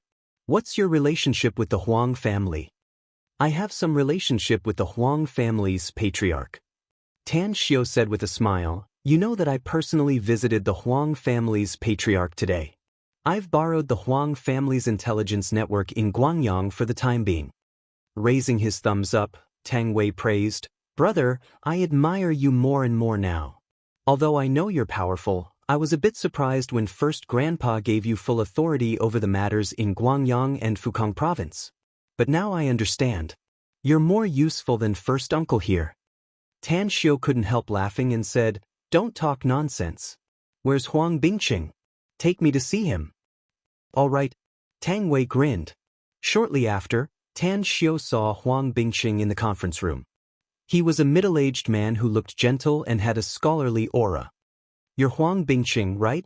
The chief supervisor of the Huang family's intelligence network in Guangyang? I'm Tan Xiu. We've contacted each other by phone before. A respectful look appeared on Huang Bingqing's face as he said, Mr. Tang, I'm Huang Bingqing. The patriarch has ordered that our Huang family's intelligence network in Guangyang has been fully activated. We're also paying close attention to the movements of the Yao and Sun families. Although I dare not say that we'll be able to discover any of their movements in time, but as long as they do something big, it's absolutely impossible to hide from the eyes of our intelligence personnel. Tan Xiu slightly nodded and said with a smile, What are you going to do next? Are you going to stay here? Or somewhere else? Shall we contact each other by phone? I'll stay at the original place, Huang Bingqing said. But I'll inform you as soon as I receive the information. I'll trouble you then. Tan Xiu nodded. It's no trouble at all. It's what we should do, Huang Bingqing quickly said with a smile. After Tan Xiu sent Huang Bingqing away, Xue Jie gave the information she had sorted out to Tan Xiu. This information was what she knew, as well as the business information of the Yao and Sun families that she had sent people to investigate. In fact, it also included the specific list of the Sun family's members, the people in charge of the business, the officials, and so on. After reading it, Tan Xiu's expression turned a bit solemn. He found that the power of the Sun family in Guangyang was indeed very strong. Not to mention how much force their family possessed, just the strength of the 3 listed companies in Guangyang province was shocking. Brother, I've read this information. The business matters are very easy to solve. If we're ruthless, we can make the business of the Yao and Sun families temporarily unable to continue. But the force of the Sun family can't be underestimated. Coupled with the Yao family's force, we're not their match at all. Tang Wei's expression was a bit solemn as he spoke in a low voice while stroking his chin. You're right. Tan Xiu nodded. This is just the force on the surface that Anti-Xue has investigated. Who knows how many armed forces they have hidden in the dark? It seems that I still need to find some helpers. Tang Wei's expression moved as he quickly asked, Where are you going to find helpers? Tan Xiu faintly smiled. He took out his mobile and dialed a number. After the call was connected, he said in a deep voice, I need 10 experts to immediately rush to Guan City's Hongpa district. I'll send a short message to the specific address and send it to your mailbox. Spus. The other party replied very neatly. Today, the 3rd chapter is here, and there are 2 more chapters in the evening. Brothers and sisters, please give me your recommendation and monthly votes. Chapter 355. Tan Xiu hung up the phone and looked at Tang Wei and Xue Jie's curious expressions. He then lightly smiled and said, Don't worry. Although I only called 10 people over, they can match up to 50 or even 100 people. Our next operation must be successful. Are they from the Huang family? Xue Jie probed. No, they're my people. Tan Xiu shook his head. I don't quite understand what you mean, Tan Xiu. Xue Jie was confused. You said your people? Have you also trained some people? Yeah, I have indeed trained some people. Tan Xiu lightly smiled. I've already started my business before I returned to my family. It would be very difficult to continue my business if I don't have my own people. You've actually started a business before? Xue Jie was surprised. Anti-Xue, this matter is known only to some people in the family. In fact, my brother had already set up a company and started his business before he was found by his family and was still in high school. Don't underestimate him. Even the famous Kang Xia, the best gold manager in the world, is helping my brother. Kang Xia? Xue Jie exclaimed. Tan Xiu, so you're the magnificent Tang Corporation's boss? That's right. Tan Xiu laughed. The magnificent Tang Corporation is indeed my company. But it's just started and I've invested a lot of money, so I haven't gotten any returns yet. At this moment, the way Xue Jie looked at Tan Xiu was completely different from before. She admired Tan Xiu's resourcefulness and martial prowess. But when it came to business, she thought that she was much better than Tan Xiu. However, she never thought that Tan Xiu turned out to be the magnificent Tang Corporation's big boss and could even invite Kang Xia to work for him. Who was Kang Xia? She was the gold manager that all businessmen in China yearned for even in their dreams. Her fame in the business circle was even more resounding than those big bosses of listed companies. Amazing! Even though Xue Jie had thousands of words to say in her heart, in the end, she could only say one word. Tan Xiu let out a faint smile and said, "You guys go rest first. I need to think about it and then formulate a battle plan. If there's any news from the Huang family tonight, we'll take action tonight." Xue Jie asked in surprise, "Are you going to take the initiative to attack?" "Defense is the best defense in the world." Tan Xiu nodded. "Even though we won a small victory yesterday, the Yao and Sun families would never believe that we would take the initiative to attack in such a situation. This is the best time for us to attack." Xue Jie and Tang Wei exchanged glances and nodded. They felt that what Tan Xiu said made a lot of sense. In a war, one had to catch the enemy off guard and attack them when they least expect it. 2 hours later, Tan Xiu walked out of the room. Based on his understanding of the forces of the Yao family and the Sun family, he formulated a battle plan. Although the plan couldn't be said to be perfect, Tan Xiu was confident that the Yao and Sun families would suffer a huge blow as long as the operation started. "Tan Xiu, we have 10 people here." Xue Jie, who had been waiting outside the room, quickly reported when she saw Tan Xiu come out. Tan Xiu nodded and handed the battle plan to her, saying, "Take a look at it first. If you think there's no problem, we'll act according to this plan. I'll go see them first." Immediately, Tan Xiu came outside the building and looked at the 10 people lined up in front of the building. Their bodies were as straight as javelins, and he secretly nodded inside. "Who's Gu Lang?" "I'm Gu Lang." "Greetings, boss." A lean man stepped forward and respectfully replied. Tan Xiu nodded and said, "I'm very satisfied that you came fast. Go rest first and wait for my order tonight." "Understood," Gu Lang replied in a deep voice. In the evening, Huang Bingqing sent someone to deliver an intelligence report, which was more detailed than the one collected by Xue Jie. After Tan Xiu and the others observed it, they simply revised the previously formulated battle plan. "Brother, we're all assembled. We're waiting for your order." Tang Wei strode in from the outside and reported in a deep voice. Tan Xiu nodded. After coming outside the building, he looked at the 5 rows of 10 people and nodded with satisfaction, saying, "You've all seen the battle plan I formulated. Tonight, we'll be divided into 3 groups. Li Xiaojie will lead a group of 20 people to attack the first and second targets. Gu Lang will lead a group of 20 people to attack the third and fourth targets. I'll personally lead a group of 10 people to attack the fifth and sixth targets. Tonight, our mission is to uproot the 6 strongholds of the Yao family and the Sun family as fast as lightning and destroy their businesses. The vehicles have all been prepared, and the weapons have all been prepared. We'll use sneak attacks to reduce casualties. Before the enemy notices, try not to use your gun if you can. The time to attack is 10 p.m. After you're in position, investigate the specific situation of the targets and report to me at any time if there's any abnormality." Shortly after, Tan Xiu waved his arm. Li Xiaojie and Gu Lang took the 2 teams and quickly drove away from the factory. Tang Wei stood beside Tan Xiu and seriously said, "Brother, I must participate in the battle. I'll follow you. You're a man of the Tang family, and so am I. You can go to the battlefield and kill the enemy, so can I. If we all go, who will take charge here?" Tan Xiu asked.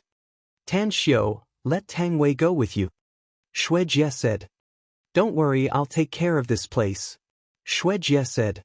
Tan Xiu was silent for a moment before he nodded and said, "If that's the case, then come with us. But you must stay by my side and immediately evacuate if you encounter any danger." "No problem." Tang Wei revealed a satisfied smile. Harbor City, Dynasty Nightclub. The younger brother of the Sun family's patriarch, Sun Feilong, was drinking with several friends. They were surrounded by a group of girls who served them well. Harbor City is a good place. It's much better than our Northwest. Big bro son, we've known each other for more than 10 years, right? We've said that we'd come here many times, but there's always something to deal with and we can't leave. You didn't disappoint us this time. A middle-aged man with a shaved head and a gold chain around his neck hugged a girl and laughed loudly. A faint smile appeared on the corner of Sun Feilong's mouth as he said, "It's indeed been more than 10 years. But you're such busy people, how can you spare time to take care of me? If it weren't for our Sun family getting involved in the dispute between the Yao and Tang families, I'm afraid you wouldn't have come here until now." "Ha, hee hee." The few burly men invited by Sun Feilong smiled as they raised their wine glasses. Bam! The door was kicked open as 6 big men with pistols rushed into the room and opened fire. The middle-aged man in the front had very accurate marksmanship and fired extremely fast. 2 of the 4 men in the room were killed by him. Sun Feilong's group of 4 didn't even have the chance to resist and were all killed. The 6 big men didn't kill those women. After quickly killing Sun Feilong and the others, they immediately withdrew from the room. Outside the door, 4 bodies were lying in the corridor, and dozens of people were killed everywhere in the Dynasty nightclub. Most of them were killed with knives. "Retreat! Hurry to the second target." Li Xiaojie glanced at the big man who had just killed the most people and said in a deep voice, "Harbor City, Red Star Bath Center." The business of the bath center was very good today as many customers came to look for women. A steward of the Sun family was sitting in his office and looking at the accounts. A beautiful girl sat next to him, stirring the coffee in her hand and looking at the steward with a smile. 10 o'clock. Many customers rushed to the gangsters in the nearby bath center. They were especially ruthless and almost killed people with their knives. In just a minute or two, dozens of gangsters were killed. Bam! The office door was kicked open. As a figure flashed in, the dagger in Gu Lang's hand had accurately pierced the throat of the steward of the Sun family. In the girl's scream, Gu Lang directly knocked her out and turned to leave. Harbor City, Golden Station. The private club that occupied a large area was the territory controlled by the Sun family. Usually, an outstanding young man of the Sun family, Sun Xiaoyu, was in charge here. And here, there were also many armed forces of the Sun family. Most of them were experts trained by the Sun family and had real kung fu. The backyard of the club was where these experts usually lived and trained, and it was not open to the public. Tonight, it was very quiet here. Because the Sun family had recently followed the Yao family and the Tang family, this group of martial arts practitioners of the Sun family had rested early, conserving their energy and waiting for the master's order. Sun Xiaoyu didn't rest. At the moment, he was lying on a woman's body and exercising. Puff! A sharp Mitsubishi Army knife was inserted from the back of Sun Xiaoyu's heart. At the moment when the Mitsubishi Army knife was pulled out, Sun Xiaoyu's complexion changed. After he suddenly raised his head, he was shocked to find a person standing beside the bed, a very young man. "For you." He quickly turned over and cried out involuntarily. A smile outlined on the corner of Tang Xiu's mouth. Through his spiritual sense, he observed the dozens of Sun family's experts in the vicinity being killed one by one in their sleep. He then let out an indifferent smile and said, "Sun Xiaoyu, you're the first batch of Sun family members to die. Don't worry, there will be more Sun family members to follow you. I promise that soon, the Sun family will disappear from Guangyang province and will never appear again." Before his voice faded away, the Mitsubishi Army knife in Tan Xiu's hand shot out like lightning. After piercing Sun Xiaoyu's eyebrows, he kicked the abdomen of the naked woman who was trying to take out a gun from under the pillow. After she was hit, Tan Xiu dodged and pulled out the Mitsubishi Army knife from between Sun Xiaoyu's eyebrows and pierced her heart. Enemy. Regardless of gender, Tan Xiu was very clear that sometimes, women were more terrible than men. Suddenly, his complexion changed slightly. Because in the observation of his divine sense, after the 2 assassins killed one person in a room, they were detected by the other person. They dodged the sneak attack and then took out a gun and began to fight back. Today, the 4th chapter is updated. The 5th chapter will be presented later. A new week, weekly asking for a recommendation vote. Chapter 356. Tan Xiu's speed was extremely fast. After the gunshots woke up the rest of the Sun family's martial artists, he shuttled back and forth in the corridor like a ghost. The doors opened one after another, and the strong men with weapons rushed out from the inside, only to be killed in an instant. As the saying goes, kill a man in 10 steps. Not only did Tan Xiu do it, but he did it even better. It was a corridor that was tens of meters long. When he sprinted from one end to the other, a total of 12 enemies had died in his hands. The fierce battle ended in a short time. After all the enemies in the clubhouse's backyard were killed, Tan Xiu and his team poured the prepared gasoline on the easily ignited places, causing the entire clubhouse to burn. "Brother, it's done." Tang Wei came to the burning building with 2 bodyguards and said with a smile on his face, "Well done." Tan Xiu nodded. "The most important thing for us to do is not to expose our identities, so we must destroy the monitoring equipment at every target location. Let's go. We need to hurry to the 6th target location." "Aren't we going to burn the clubhouse in front?" asked Tang Wei, confused. "There are a lot of guests in the clubhouse." Tan Xiu shook his head and said, "If we burn the clubhouse now, I'm afraid many outsiders will be implicated. After this battle, even if we don't burn this clubhouse, there won't be many people coming here to spend money in the future." Upon hearing it, Tang Wei nodded and smilingly said, "What you said makes sense. Fire is the most taboo for everyone. If I were to spend money here and a fire and murder happened, I'm afraid I'd rarely come here in the future." Shortly after, the group of 12 people quietly climbed over the wall and left. A faint smell of blood drifted in the air of Harbor City. The stars in the sky were unknowingly covered by the drifting dark clouds, and the whole world seemed to have fallen into a deep sleep. 6 locations. More than 200 experts nurtured by the Yao family and the Sun family were brutally killed on this night. 4 locations were the important warehouses of the Yao and Sun families' companies, which were completely burned down by the fire. Harbor City, River Bay Manor. At the window on the 2nd floor of the villa, Yao Xinhua's expression was ferocious as he fiercely smashed the crystal cup in his hand. A man and a woman stood in front of Yao Xinhua, not daring to breathe loudly.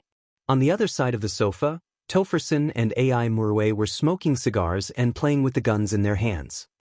Bang! The door was slammed open as a pale youth rushed into the room and hurriedly shouted, "Young master, the Mingding Group's HQ is on fire and 4 security guards in the monitoring room have been killed. All the samples stored by the company were burned. Most importantly, this is a new product that we have just developed. All the information and samples are inside. This time, our losses are huge." Yao Xinhua's pupils contracted and his body suddenly trembled a few times. He knew what the new product developed by Mingding Group was. It was a new drug to treat gout. This afternoon, the person in charge of developing the new product came to the headquarters with samples and research materials to introduce the details of the product to him. Damn it! Why did I leave those things at the headquarters? Yao Xinhua's heart was filled with regret and anger, and his ferocious expression was somewhat distorted. Ring, ring, ring on the table, his phone rang. Yao Xinhua grabbed the phone and shouted without looking at the caller ID, "What's up?" "Young Master Yao, something big happened. Unidentified people attacked our Sun family's nightclub and bath center, causing heavy casualties. A large number of armed personnel of my Sun family were inside the Golden Post private club, but all of them were killed and the place was burned down. The Sun family's Sun Group's HQ was also burned and many security guards were killed. My younger brother, Sun Feilong, was also killed." The voice of the Sun family's patriarch, Sun Feilei, came out of the phone. Yao Xinhua opened his mouth but didn't know what to say. After holding back for a long while, he bitterly said, "Come to the River Bay Manor immediately. I'll be waiting for you." "All right," Sun Feilei replied and directly hung up the phone. Yao Xinhua was silent for a long while as the ferocious expression on his face slowly faded. Suddenly, a smile appeared on his face. After sitting back on the sofa, he muttered to himself, "Interesting. It's really interesting. This kind of action is not Tang Yumping style. He can't do such a crazy thing. Who is it? Tang Wei? That brat is quite ruthless, but how could the Tang family investigate us so clearly? Topherson, who was nestled on the sofa, suddenly raised his head and asked, Captain Yao, do you know this Tang Wei? Did he receive any harsh military training? Where did he receive any military training? Yao Xinhua shook his head. He's a big silk pants in the imperial capital, so he also managed some of the Tang family's businesses. But he's not a business person. At most, he practiced taekwondo, so his skills are a bit better than ordinary people. Then it's not him. Topherson shook his head. Changbu Town's earth cabinet factory was attacked by an expert. That guy is very powerful. I'm afraid I don't have such a powerful skill. I've checked the wounds of the members who were killed, and many of them were killed with a single slash. Yao Xinhua's expression moved. He was well aware of Topherson's skill. Even Topherson was ashamed of his inferiority, which made him vigilant. Time fleeted by. Half an hour later, Sun Feilei arrived at the River Bay Manor with more than a dozen bodyguards. Patriarch Sun, have a seat. Yao Xinhua pointed to the opposite sofa and calmly said, Young Master Yao, my Sun family suffered a heavy loss tonight. Sun Feilei said bitterly. The Tang family seems to have gone crazy. They simply attacked our Sun family's territory without any scruples. What's most difficult for me to accept is that they know our Sun family's territory like the back of their hand. They quickly launched sneak attacks and then quickly retreated after succeeding. I didn't even have the time to rescue them. My Yao family was also attacked in 2 places and we lost a lot of people, said Yao Xinhua calmly. My Yao family's Mingding Group's HQ is no better than the Tang family's Starlight Group. You should have received the news when you came here, right? I received it. Sun Feilei nodded. Who did this to the Tang family? Yao Xinhua shook his head and said, I don't know. Tang Yunpeng has returned to Shusu province. The Red Maple Villa complex where they were originally stationed is now empty. The men I sent to spy on them have also been killed. I don't even know where their lair is now. Sun Feilei furrowed his brows and anxiously asked, Then what should we do now? We've suffered such a big loss. Don't tell me we're just going to sit and wait for death? Yao Xinhua's face turned cold as he said in a deep voice, Do you think sitting and waiting for death is my character? But we've lost their traces, so the first task is to find them. Then we must gather all our forces and destroy them. Sun Feilei solemnly said, I've issued a death order to find the murderers at all costs. My Sun family's intelligence network is now operating at high speed. As long as they're still in Guangyang, our Sun family will be able to find them. Yao Xinhua nodded and said, The Tang family's people came prepared tonight, causing us to suffer huge losses. Let's count the losses first. Then we'll gather our forces. As long as we can find their traces, I'll personally lead the attack. We can't let this matter rest until we've eliminated all the Tang family's forces in Guangyang. We must uproot the Tang family's forces in Guangyang, said Sun Feilei. Otherwise, I won't be able to eat and sleep well. Young Master Yao, just wait for my good news. Yao Xinhua nodded and said, I understand your anger. I'm also very angry. But we can't let our anger get to our heads. Tan Xiu has produced a powerful figure. Although I still don't know who he is, I really want to play with him. In fact, sometimes having a weak opponent is also a very boring thing. Sun Feilei forced a smile and said, But the price is too big just for fun. Yao Xinhua confidently said, Tonight was an accident. The other party has gained such a big advantage tonight, so I'm afraid they'll hole up and won't make any big moves for the time being. That's right, hurry up and find a way to convict Bai Yang. As long as he's convicted, it'll be easier for us to clean up the Bai family. Getting rid of the Bai family can be considered as chopping off one of their arms. Young Master Yao, if tonight's incident didn't happen, convicting Bai Yang would be very easy. As long as my Sun family continues to put pressure on him, it can be done in the next few days. But tonight's incident is too big. I believe it will cause a sensation in the entire Guangyang province. I'm afraid that even those major forces in the country will know about it. At this time, let alone my Sun family, even those at the top won't pay attention to Bai Yang's matter.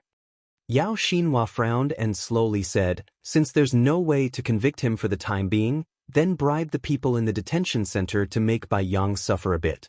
If it doesn't work, then directly kill him. Just say that he committed suicide to escape punishment. I believe I don't need to teach you how to fake the scene, right?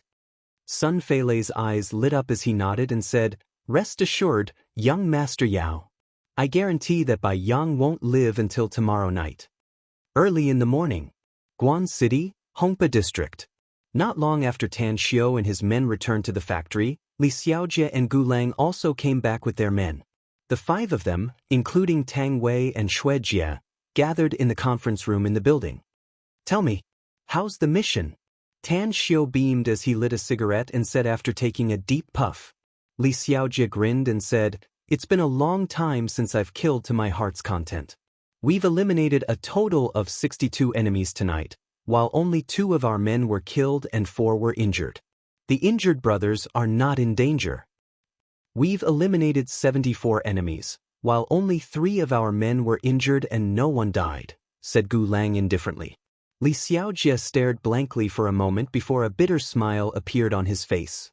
He thought that the people he brought were the best, but compared to this lone wolf of mysterious origin, they were still a little worse. Today's 5 chapters have been released, and tomorrow we'll continue to release 5 chapters. Every spit is a nail. Since Quiet Night said that she'll release 10 chapters in 2 days, she'll definitely deliver the 10 chapters as scheduled. Brothers and sisters, I ask you to send your recommendation votes and monthly votes.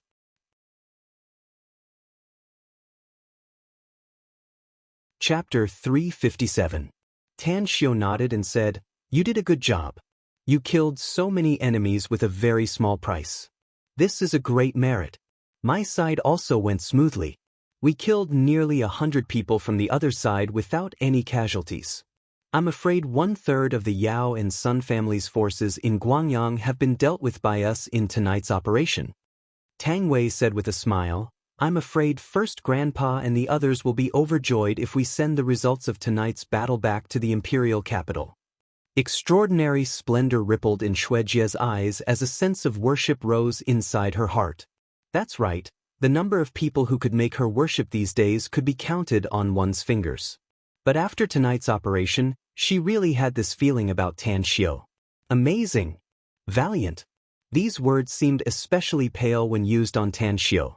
Xue Jie took a deep breath and said with a smile, you did a great job. The effect is more than 10 times better than I expected. I originally thought that we would completely withdraw from Guangyang.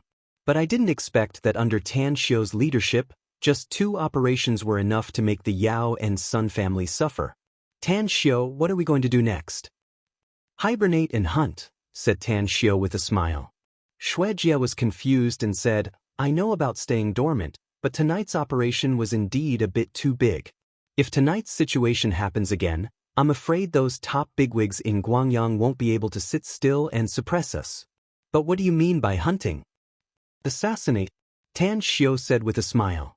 Xue Jie's complexion slightly changed as she asked, who's the target? The Yao and Sun families? I need your cooperation to draw up a list of assassination targets.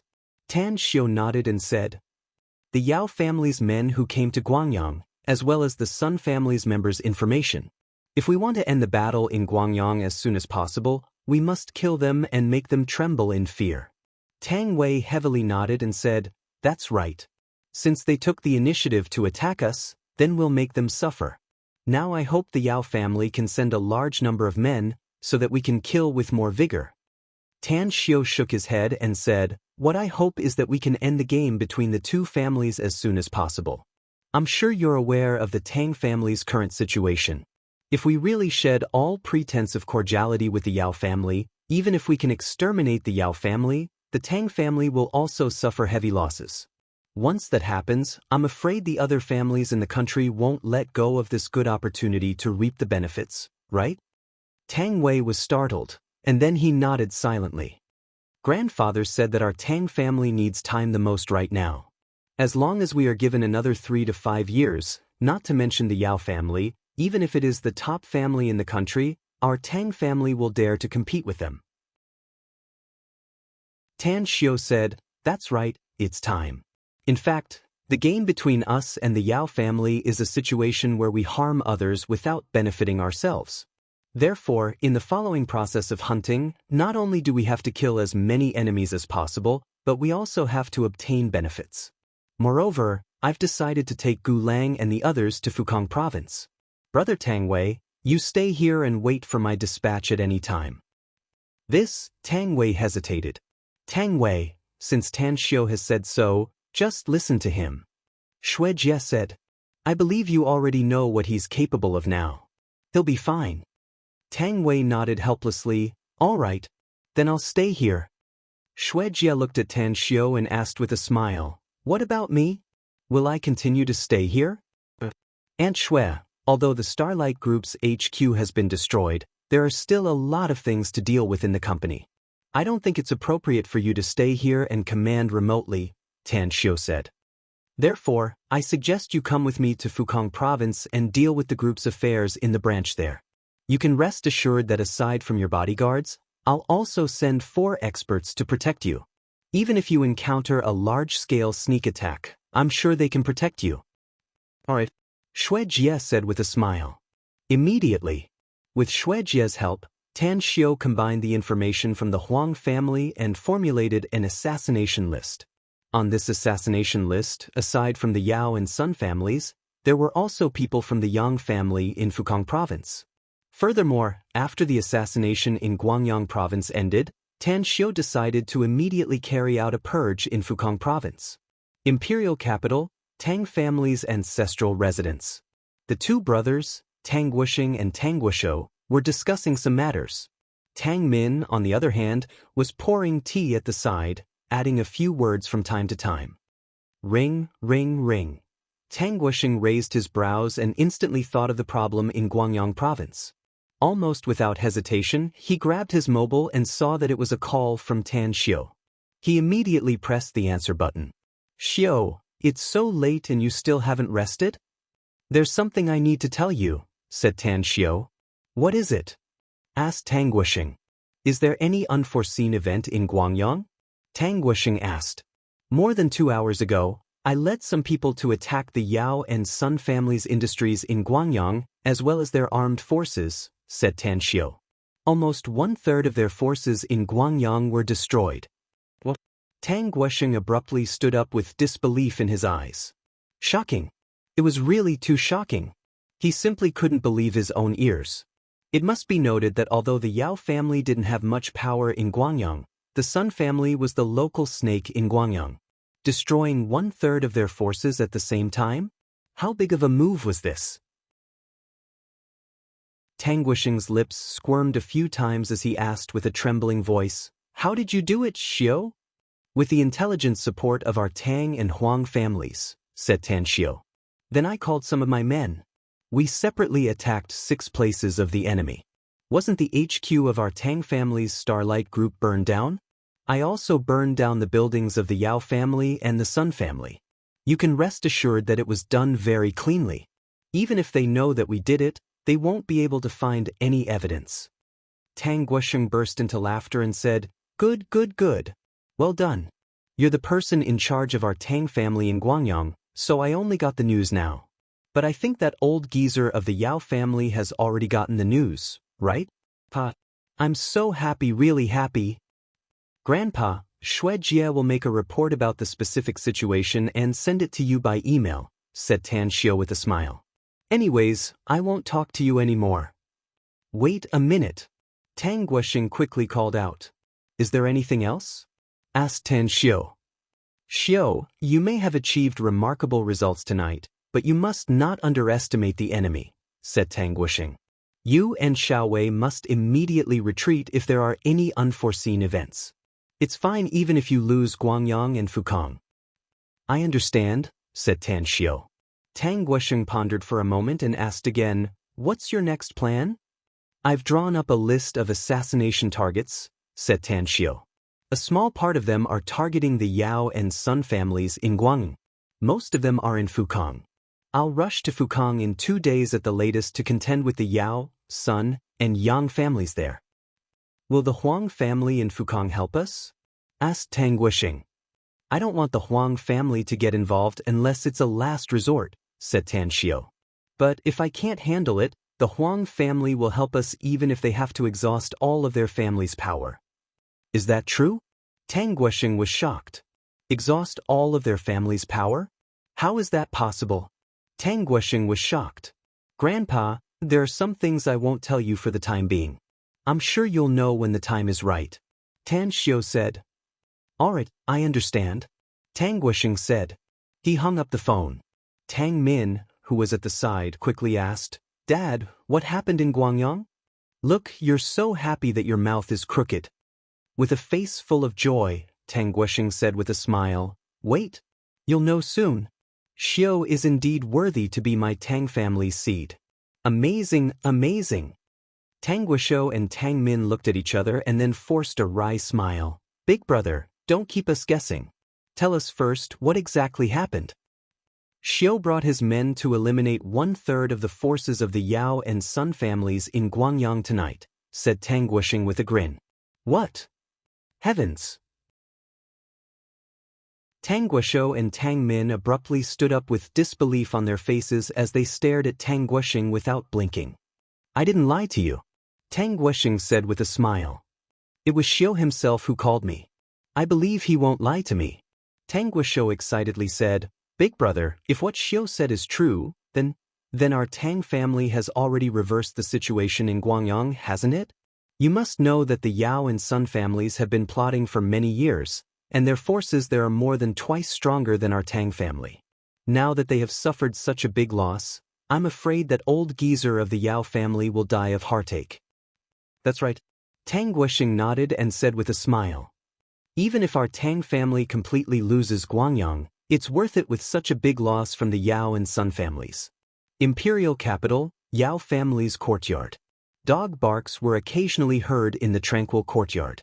But inside the main room, the sound of things being smashed was particularly loud. Yao Qingzuan's old face was filled with anger. In front of him, 3 men and 2 women also wore angry expressions and remained silent. Dad, the statistics of our losses have come out. Yao Qingqing strode into the room with a thick stack of documents in his hand. Yao Qingzuan grabbed the thick stack of documents. As he flipped through them, his complexion turned uglier. When he finished reading the last page, he fiercely slammed the stack of documents on the table and angrily shouted, Did Xinhua not notice the Tang family's actions? Also, that damn Sun family. They're the local snake in Guangyang, and their intelligence network is very strong. Don't tell me they didn't notice any clues? Yao Qingqing forced a smile and said, The Tang family's forces in Guangyang have all disappeared. Xinhua thought that they were all hiding and wouldn't make a move against us at this time. Who would have thought?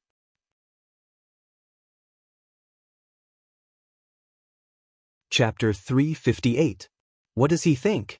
Yao Qingzuan angrily shouted. He's underestimating the enemy and being too conceited. We vigorously suppressed the Tang and Bai families and destroyed their forces, but it's nothing compared to our losses tonight. Hasn't Tang Yunpeng already left Guangyang? Who's the one leading tonight's operation? We haven't found out yet. Yao Qingqing shook his head. Bam! Yao Qingzuan smashed everything on the table and angrily roared. Haven't found out yet? Guangyang has been beaten to such a state, yet they haven't even found out the exact identity of the enemy?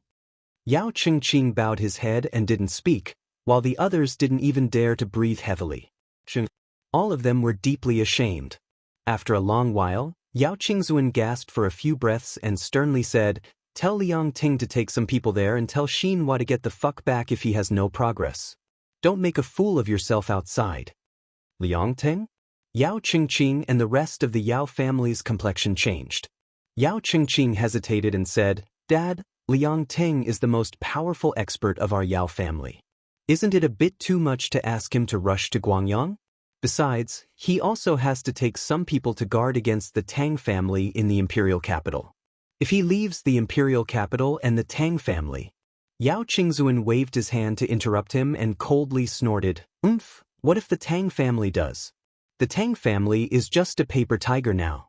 They can scare those small families, but do they really dare to brazenly attack our Yao family? It's not that I look down on the Tang family, but I'm afraid they won't dare to attack us even if we lend them some courage. Yao Qingqing was silent for a moment before he slowly nodded and said, "All right. Then I'll inform Liang Ting to hand over the security work to someone else tonight and rush to Guangyang early tomorrow morning." Shanghai Airport. Kang Xia, dressed in casual attire, walked out from the exit along with several employees of the magnificent Tang Corporation. Su Quan, who was thin but looked very shrewd, tightly held a black briefcase in his hand. "It can't be, right? Big Boss Tan Xiu didn't come to pick us up?" Su Quan glanced around several times and complained at Kang Xia's side. Kang Xia glanced at him and smilingly said, "We didn't contact him before we came. Let's go. I've booked a room at the Kapoor Hotel. Have a good rest tonight. Tomorrow is the wine tasting conference. I spent a lot of effort to get our booth, so we can't afford any mistakes. Chief Kang, rest assured." Sun Quan smiled. Kang Xia nodded slightly and took a taxi outside the airport. The group then rushed to Kapoor's five-star hotel.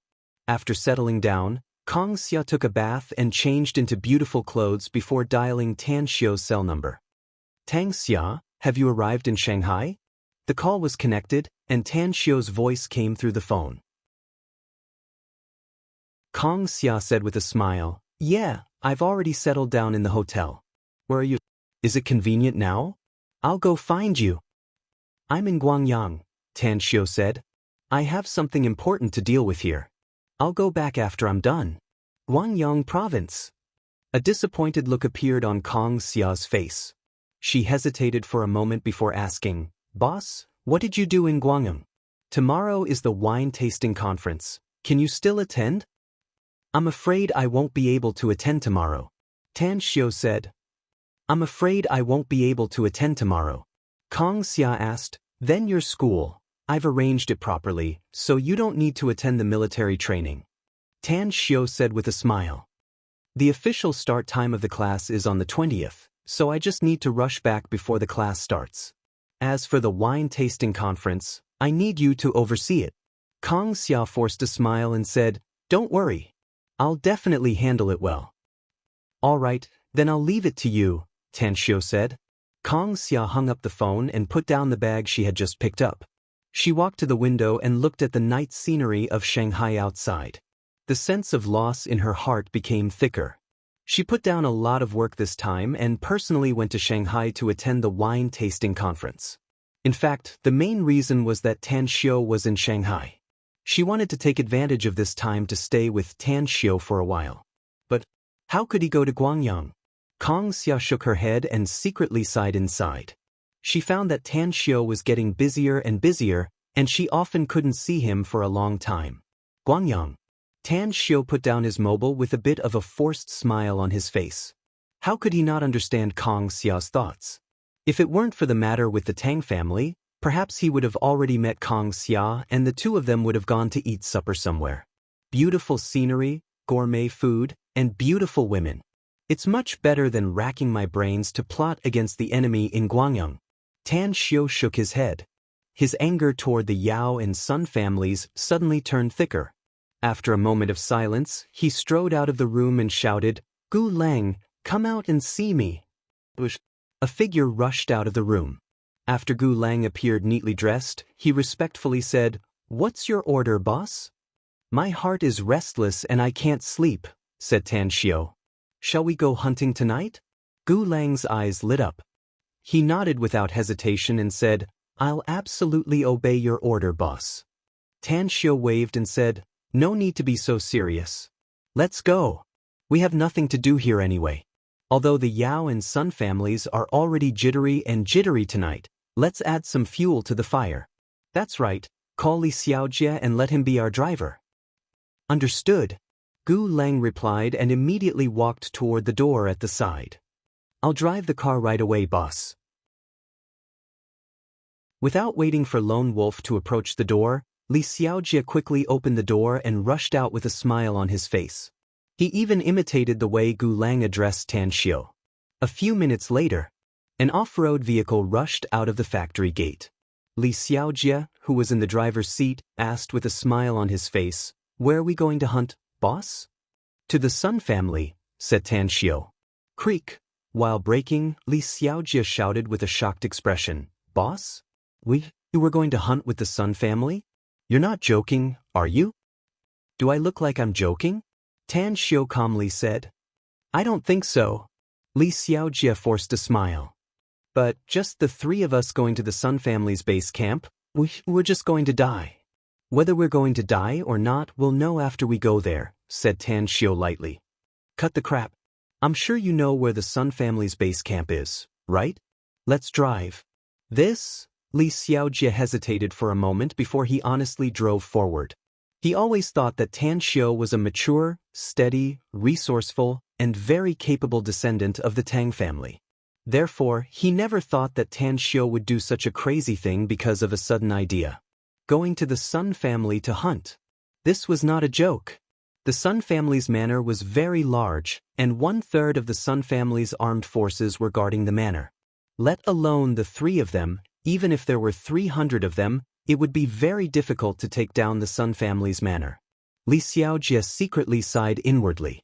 When his eyes inadvertently swept over Gu Lang's face, his heart suddenly trembled.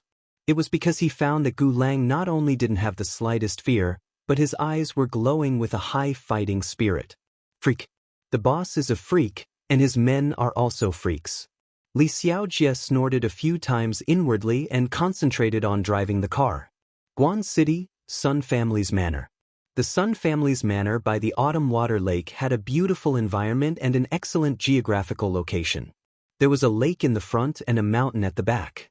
There were also all kinds of lush flowers and trees everywhere. Even at night, its beauty could be seen. At a fork in the road a few kilometers away from the Sun family's manor, Li Xiaojie parked the car on the roadside. Boss, you really don't want me to go with you? Tan Xiu shook his head and said, Gu Lang and I are going to sneak in. After we leave, drive the car far away to avoid being discovered by the Sun family's people. I got it, said Li Xiaojie. But pay attention to your safety, boss. Tan Xiu made an okay gesture and silently approached the Sun family's manor with Gu Lang under the cover of the night. At the same time, Tan Xiu had also released his spiritual sense, covering a radius of 200 to 300 meters. Within this range, he could clearly observe even the slightest movement of the grass, an ant, or a blade of grass. Gu Lang, are you raised by Yenith? Approaching the courtyard wall outside the Sun family's manor, the two of them didn't directly climb over the wall but leaned against the wall and whispered. Said Gu Lang. As far as I know, Yen has bestowed a total of 6 surnames to 6 people. Aside from Gu Xiaoxue, you're the first person I've seen with the surname Gu, said Tan Xiu. You don't look that old, you should be less than 30 years old, right? 29, said Gu Lang. Tan Xiu shook his head. He was a bit helpless in this situation of asking and answering. He used his spiritual sense to observe that there was a patrol team of 10 people passing by, so he wanted to chat with Gu Lang in a low voice to kill time. He didn't expect his character to be so eccentric.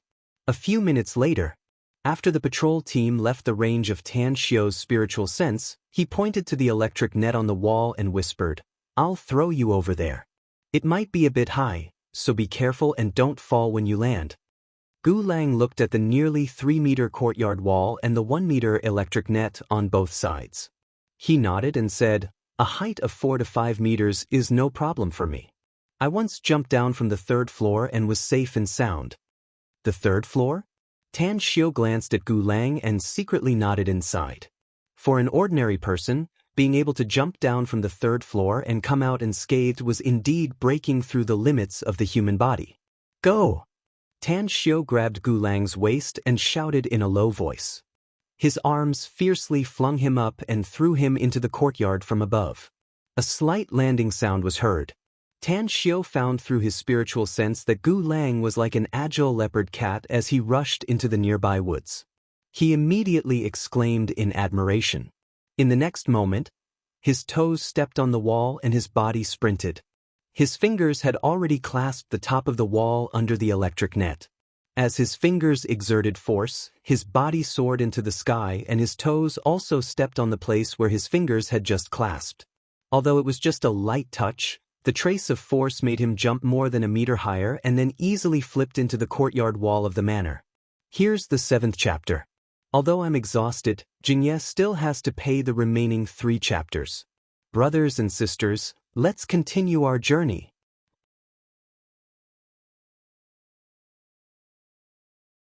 Chapter 359. Tan Xiu's movements were as smooth as floating clouds and flowing water. The moment his feet stepped on the ground, he was like a cheetah shuttling through the bushes. In the blink of an eye, he had already dashed into the grove. The Sun family is very cautious. Pay attention to your safety. Tan Xiu looked at the flashlight light in the distance that was getting closer and closer as he whispered. I know, boss, said Gulang.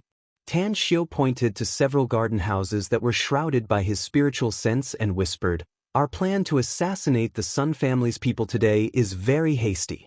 We don't know much about the Sun family's environment or their armed forces. Therefore, we'll focus on the assassination list while the others will act as support. The elderly, children, and women. If they don't resist, try not to kill them as much as possible. Understood. A strange expression appeared in Gu Lang's eyes as he silently nodded. Along with the patrol team's lights, they disappeared at the end of the distant path. Tan Xiu took Gu Lang through the blind spots of several surveillance cameras and silently approached the nearest garden house. In Tan Xiu's spiritual sense, he had already seen the garden house. Apart from a woman and 2 children, there was also a middle-aged man sitting in the study room, playing with a pistol. Li Yi, the Sun family's son-in-law. He's good at fighting and has a flexible mind. He has made many contributions to the Sun family. When Tan Xiu saw the man's appearance, the investigation information about him emerged in his mind. The photo on the information was exactly the same as the middle-aged man. In the study room, Li Yi was playing with the pistol with a smile in his eyes. He was silently thinking about something in his mind. Sun Feilong is dead, and the Sun family's power has been greatly reduced. The available manpower is getting less and less. Then, wouldn't he be able to get more rights? Take charge of more territories? Humph, those who are not of my clan will have a different heart? So what if I don't have the Sun family's bloodline? Wait until more and more of you die, then my rights will get bigger and bigger. At that time, even if you don't want to use me, you won't be able to find anyone else to replace me. Li put down the pistol and simply didn't see the shadow flashing outside the window. He dialed a cell number and said in a deep voice, Big Biao, control our people. The Sun family doesn't know about your existence. Now is the time when the Sun family has become the Yao family's lackey and fight with the Tang family. The more people from the Sun family die, the more power and wealth we will get from the Sun family in the future. So, preserve your strength.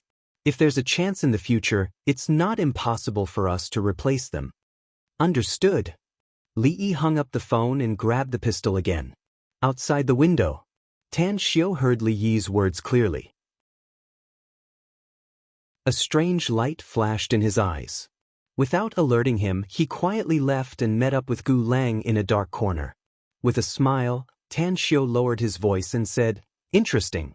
A foreign member of the Sun clan doesn't seem to be of the same mind as the Sun clan.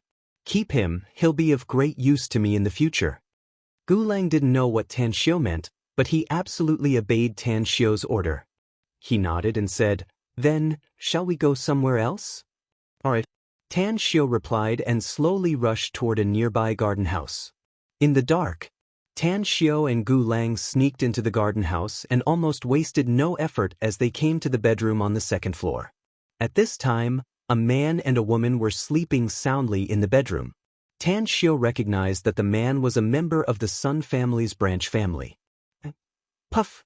As Gu Lang's fist hit the woman and directly knocked her out, the Mitsubishi army knife in Tan Xiu's hand tore the sleeping man's throat and directly killed him. Next one. The 2 of them didn't stay for long. They came and went without a trace and soon appeared in another garden house. Tan Xiu could observe with his spiritual sense, so he could easily observe the situation in each garden house and find the enemy's location in the first place. Although Gu Lang didn't have a super cheating tool like Tan Xiu, he had fought countless times in a hail of bullets and had a strong experience in assassination.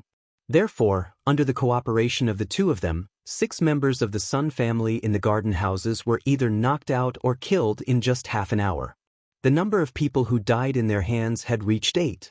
Inside a garden house in the Sun family's manor, Sun Feiwu hadn't rested yet. 2 burly men were standing in front of him, reporting the losses tonight and discussing how to solve the problem tonight. He was the 3rd brother of the Sun family's patriarch, Sun Feilei, an absolute figure with real power. Moreover, he alone controlled 1/3 of the Sun family's military force and nearly 1/10 of the family's wealth. It could be said that if the Sun family lost him, it would be tantamount to breaking a finger. Chang, my second brother has been killed. I'll temporarily hand over the family business he used to manage to you. I've already discussed it with Big Brother, and he has agreed. Remember, I'll send you 20 experts who will listen to your command. Once you find the enemy, you don't have to worry and kill them with all your strength. Sun Feiwu's eyes fell on one of the burly men and said with a serious face, "Don't worry, I'll kill the Tang family's bastards one by one. I guarantee that they'll die a very..." Puff!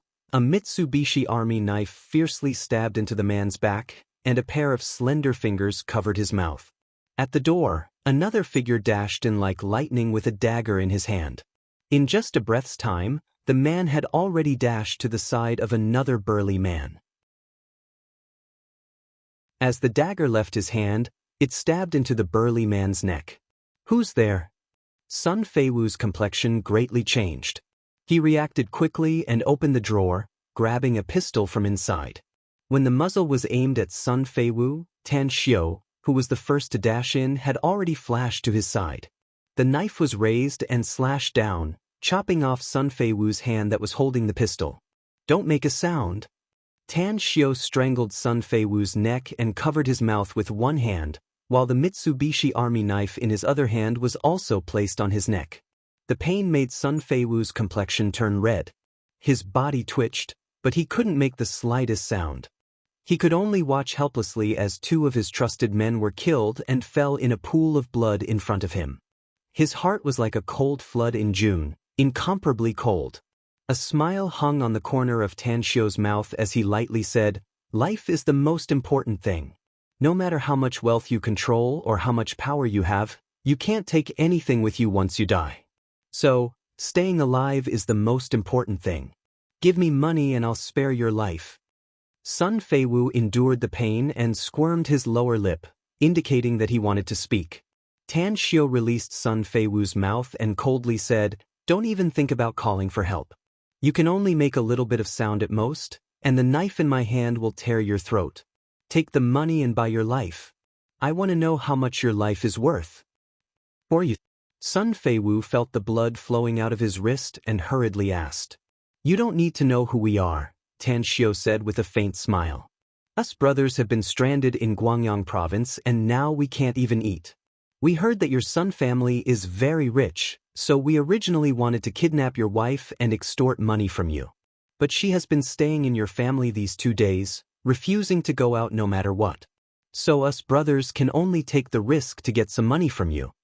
Sun Feiwu's pupils contracted as he asked in a deep voice, "You're not from the Tang family?"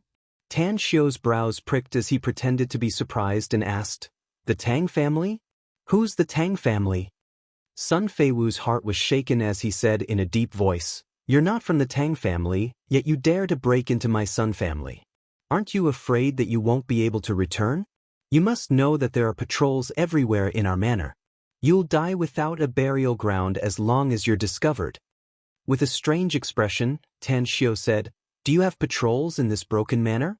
How come you didn't notice us when we sneaked in? I just saw a few guys following you in and then left. Only the 3 of you stayed here." Damn it. Sun Feiwu's heart was filled with hatred. Never in his dreams did he expect that these 2 bastards with strong martial strength were not from the Tang family, but for his money. They were extremely lucky and didn't bump into the patrols and slipped into his place. What an unlucky thing. He had encountered it countless of times. But he dared to swear that he had never encountered such an unlucky thing in his life. "How much money do you want? I'll give it to you." Sun Feiwu said in a deep voice. I heard that your Sun family is very rich and your wife seems to manage a big company. You should have a lot of money in your hands, right? Tan Xiu said with a smile. Tell me, how much is your life and your wife's life worth?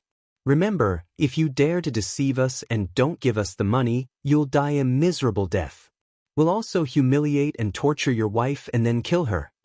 The killing intent in Sun Feiwu's heart surged. But at this moment, he was like a fish on the chopping block. Although he wanted to kill them, he didn't dare to act rashly. I'll give you the money. I'll give you 10 million. 10 million? Tan Xiu was pleasantly surprised. You'll really give us 10 million? Gu Lang said, your life is worth 10 million? That's too little. Gu Lang said, you said 10 million is too little, Gu Lang?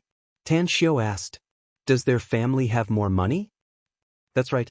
I heard that their big company is worth more than 1 billion, Gu Lang said. Tan Xiu's complexion changed. He stabbed the knife into Sun Feiwu's thigh and covered his mouth as he shouted, damn bastard. You want to send me away with 10 million? Do you think I'm that gullible?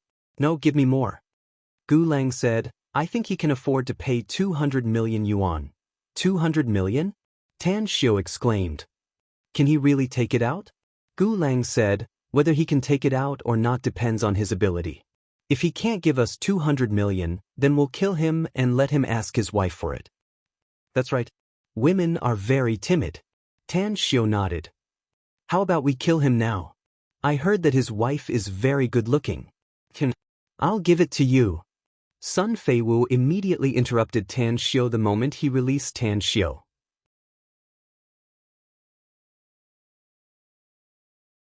Chapter 360. Tan Xiu looked at Sun Feiwu with satisfaction. Now that the Tang family had suffered heavy losses, he didn't mind killing the Sun family's people to make up for the family's losses. The conversation with Gu Lang just now was, in fact, what the two of them had discussed before. The two of them had killed many high-ranking members of the Sun family. Before coming to Sun Feiwu's place, they had forced those people to transfer more than 200 million to Gu Lang's account. Gu Lang, give him the account and tell him to transfer the money through the online bank immediately. Upon hearing it, Gu Lang immediately gave the account to Sun Feiwu. A few minutes later, after Gu Lang had received the money, he lightly said, your life is saved, but your wife's life has yet to be saved. Give me another 200 million and we'll let you and your wife go. You? Sun Feiwu was furious. Gu Lang raised the dagger in his hand and lightly said, think about it yourself. If you don't want to spend money to buy your wife's life, then you'll be knocked out and your wife will have a very miserable end. I don't have that much money. There should be more than 100 million in my account. My wife and I only have this much in total. The rest of the money is in the family business, said Sun Feiwu bitterly. Check the balance in your account and transfer all the money to me, said Gu Lang lightly. All right. Sun Feiwu hesitated for a moment and quickly checked his account balance and told the number to Gu Lang. Gu Lang glanced at it and lightly said, there's still more than 110 million. Transfer all of it to me. Sun Feiwu didn't utter another word. After transferring all the money, he then said, can you let us go now? Also, if you promise me one thing, I'll give you all the money and I won't tell anyone. What is it? Asked Tan Xiu. Follow me later and I'll ensure that you'll be rich and have no worries for the rest of your life, said Sun Feiwu seriously. Tan Xiu released Sun Feiwu and walked toward him, saying with a smile, your condition is very tempting. If my surname wasn't Tang, I might consider your opinion. Puff! The dagger in Gu Lang's hand pierced Sun Feiwu's heart. Damn! So you're really the Tang family's people. You clearly said that I'll give you money. Sun Feiwu's pupils constricted as he cried out in rage. Tan Xiu interrupted him and smilingly said, I did say that I won't kill you if you pay me for your life. But I'm not the one who did it, so you better die and reincarnate. The dagger in Gu Lang's hand stabbed several times before finally touching Sun Feiwu's neck. Only then did he look at Tan Xiu and say with a smile, Boss, we earned quite a lot today. Tan Xiu smiled and said, it's indeed quite a lot. Much more than I expected. Looks like robbing houses can really make a fortune. What was that saying again? A horse is not fat without grass at night, and a man is not rich without a windfall. Keep this money safe for now. After tonight, transfer it to the Swiss bank immediately. All right. Lone Wolf nodded. Half an hour later, after Tan Xiu and Lone Wolf killed 21 members of the Sun family, a furious roar came from the garden house not far away. Someone's been killed. There's an enemy. In the garden house, Tan Xiu and Lone Wolf glanced at each other and tacitly nodded. They no longer looked at the man lying in a pool of blood and quickly ran outside. Under the monitoring of Tan Xiu's spiritual sense, he could clearly observe any scene within a radius of 200 to 300 meters. His expression changed slightly when he saw the patrol teams that had broken into his divine sense and returned. The Sun family's patrol team's reaction and mobility are very strong. We'll encounter a patrol team of 10 people ahead. Don't get entangled with them and kill as many as you can. The most important thing is to escape, whispered Tan Xiu after hiding in the bushes. Got it. Killing intent flashed in Lone Wolf's eyes. He had experienced this kind of scene countless times, so he didn't have any fear. On the contrary, he was a bit excited to follow Tan Xiu and take risks. He was now like a fish struggling in the river. He wanted to be a carp that jumped over the dragon gate and become a dragon that could dominate the sea after obtaining the opportunity. Go. Tan Xiu whispered, and the two moved forward side by side. In just 20 seconds, they had already met the patrol team of 10 people. Without any nonsense, Tan Xiu and Lone Wolf launched a fierce attack the moment they saw each other. The middle-aged man who pulled out his pistol was cut by Tan Xiu and his heart was pierced by Tan Xiu before he could shoot. At this moment, Lone Wolf's nimble movements killed 2 people at once. Be careful! Lone Wolf's complexion suddenly changed, and his body instantly rushed to Tan Xiu. At the moment when he knocked Tan Xiu out, his right arm was pierced by a bullet, and blood splashed out. Sniper? Tan Xiu's complexion changed. Within the scope of his spiritual sense, except for the members of the 2 patrol teams who were rushing at a very fast speed, there was no sign of a sniper at all. In other words, the sniper was now aiming at them from a further distance. Go! Tan Xiu waved his saber and killed a member of the patrol team. He reached out and grabbed Lone Wolf's other arm and rushed toward the wall of the villa. Get ready! When Tan Xiu was still more than 10 meters away from the wall, he shouted. Sprinting forward, the lightning-like figure was getting closer and closer to the wall. When he was only 4 or 5 meters away, he threw Lone Wolf out. And he, using both his hands and feet, jumped over the electric fence on the wall and successfully rushed out. Puff! The moment Tan Xiu lifted his leg and dashed away, a bullet hit the place where he moved his feet. Boss, be careful. Lone Wolf's speed slowed down a lot, and Tan Xiu easily caught up with him. Tan Xiu did not speak. The moment he reached out and grabbed Lone Wolf's shoulder, his speed increased again. He had already raised his speed to the extreme, and he fled to the distance like a ghost. In the Sun family's villa, Sun Feng was holding a sniper rifle and observing through binoculars. He shot a total of 2 times, one of which hit an enemy's arm and the other missed. At this time, no one knew how horrified he was. He had encountered many powerful opponents, but none of them had such a fast speed.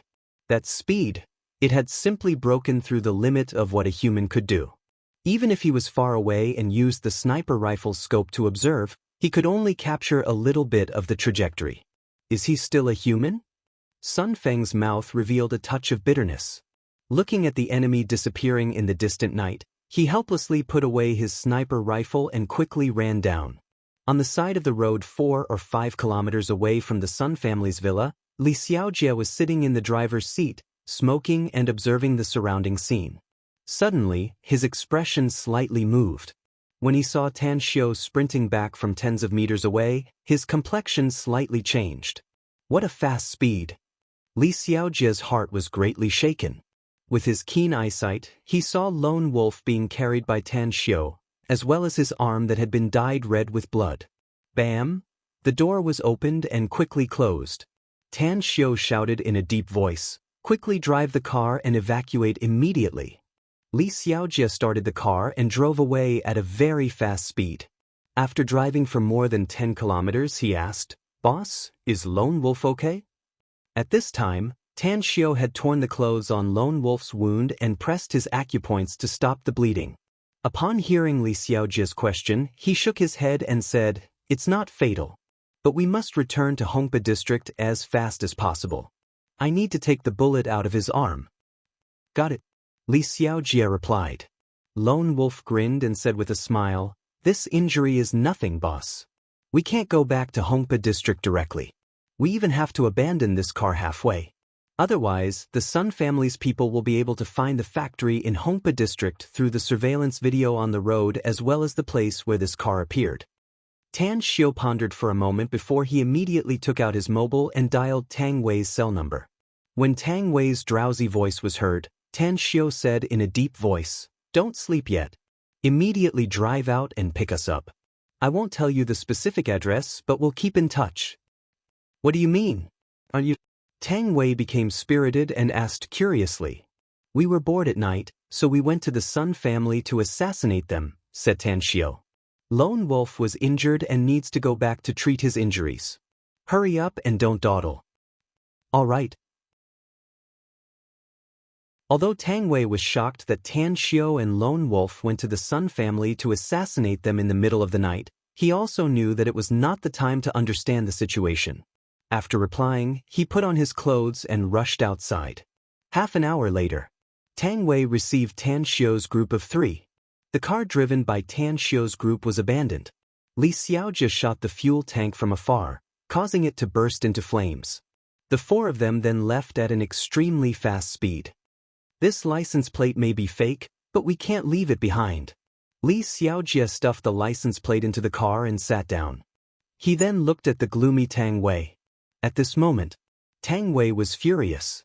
He was furious that Tan Xiao, Lone Wolf, and Li Xiaojia were so bold that they even dared to run to the Sun family to assassinate them.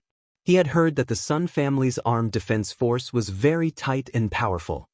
He felt it was a bit inconceivable that the 3 of them could come back alive. "Tan Xiao, if Grandpa knows about this, I'm sure he'll be furious. You're too bold. It's fine if you went to other places to assassinate them, but you actually dared to run to the Sun family to assassinate them. Are you tired of living?" Finally, Tang Wei couldn't bear it anymore. He glanced at Tan Xiao through the rearview mirror and said angrily. A smile outlined on the corner of Tan Xiao's mouth as he said, "I know you're worried, Brother Tang Wei. But aren't we already out of there now? Besides, our performance tonight is pretty good." "Boss, you just went in for more than an hour. How many people can you kill?" Li Xiaojia forced a smile. "You sneaked in for more than an hour? And you even managed to escape?" Tang Wei frowned. "If we don't count those patrolmen we killed when we came out, we killed a total of 21 people from the Sun family," Tan Xiao said with a smile. "All of them are members of the list I made. They're also the backbone of the Sun family. Unfortunately, we didn't find the Sun family's patriarch, Sun Fele. Otherwise, tonight's sneak attack would have been a success." What?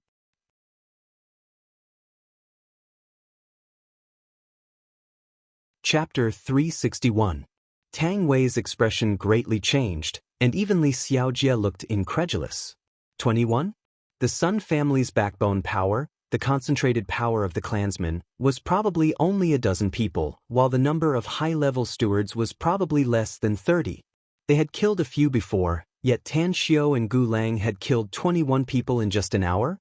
So, almost all the Sun family's clansmen had been killed?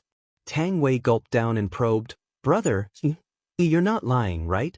You really killed the 21 people on the Sun family's list?" "Absolutely." Tan Xiao nodded. "That list was made by me, so I naturally know who we killed tonight. Also, I found something interesting tonight. Perhaps it won't be long before the Sun family is no longer our enemy." "What do you mean?" Tang Wei was confused. "Just wait." Tan Xiao smiled mysteriously. "You'll know soon enough." At this time, the Sun family's manor had turned into a pot of porridge.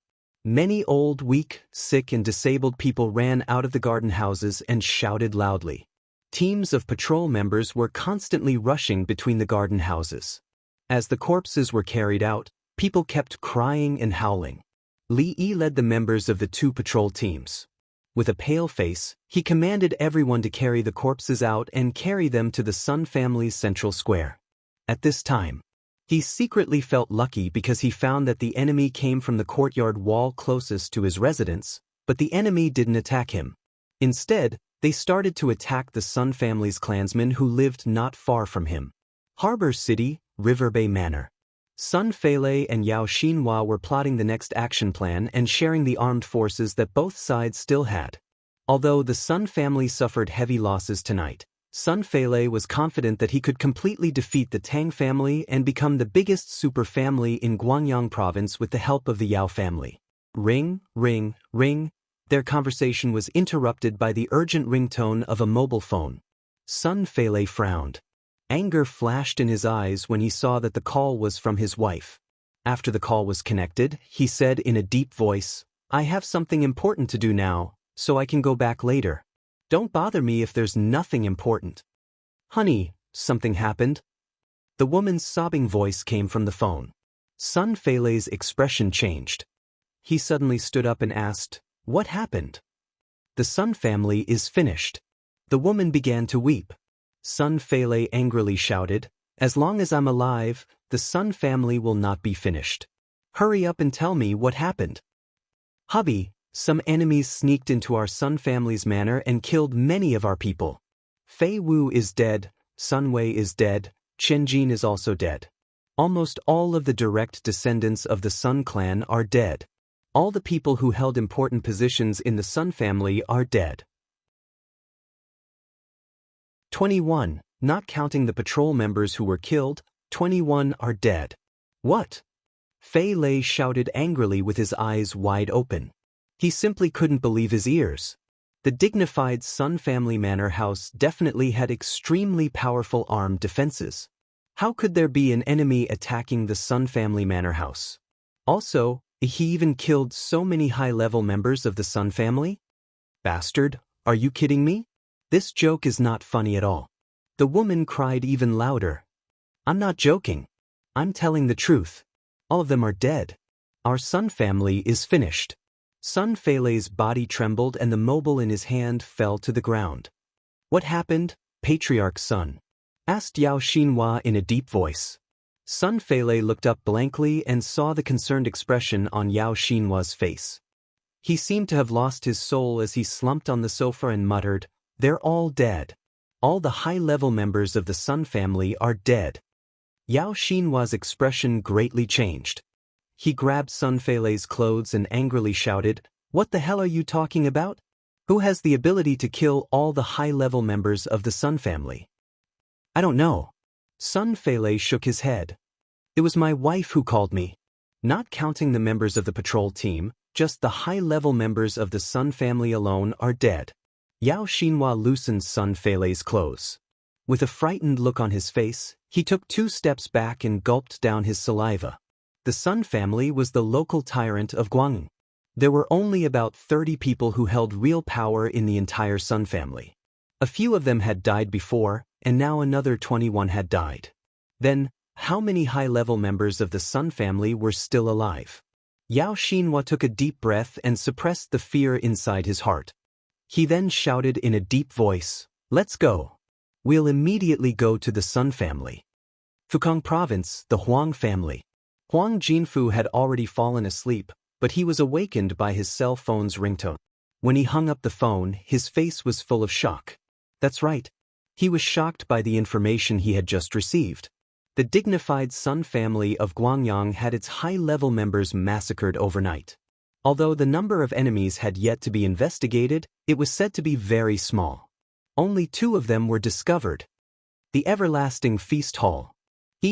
The Sun family is probably finished since the Everlasting Feast Hall has become their enemy. The Yao family Tisidi. If the Everlasting Feast Hall mobilizes all their people, massacring the Yao family overnight, it shouldn't be a big problem, right? Huang Jinfu took a deep breath and immediately dialed a cell number. "Old classmate, hurry up. It's best if Bai Yang can return to the Bai family tomorrow morning." "I know. Just now, you also received the news? The Sun family is finished?" "Yes." Huang Jinfu forced a smile and said, "Now you should understand how terrifying the everlasting feast hall is, right?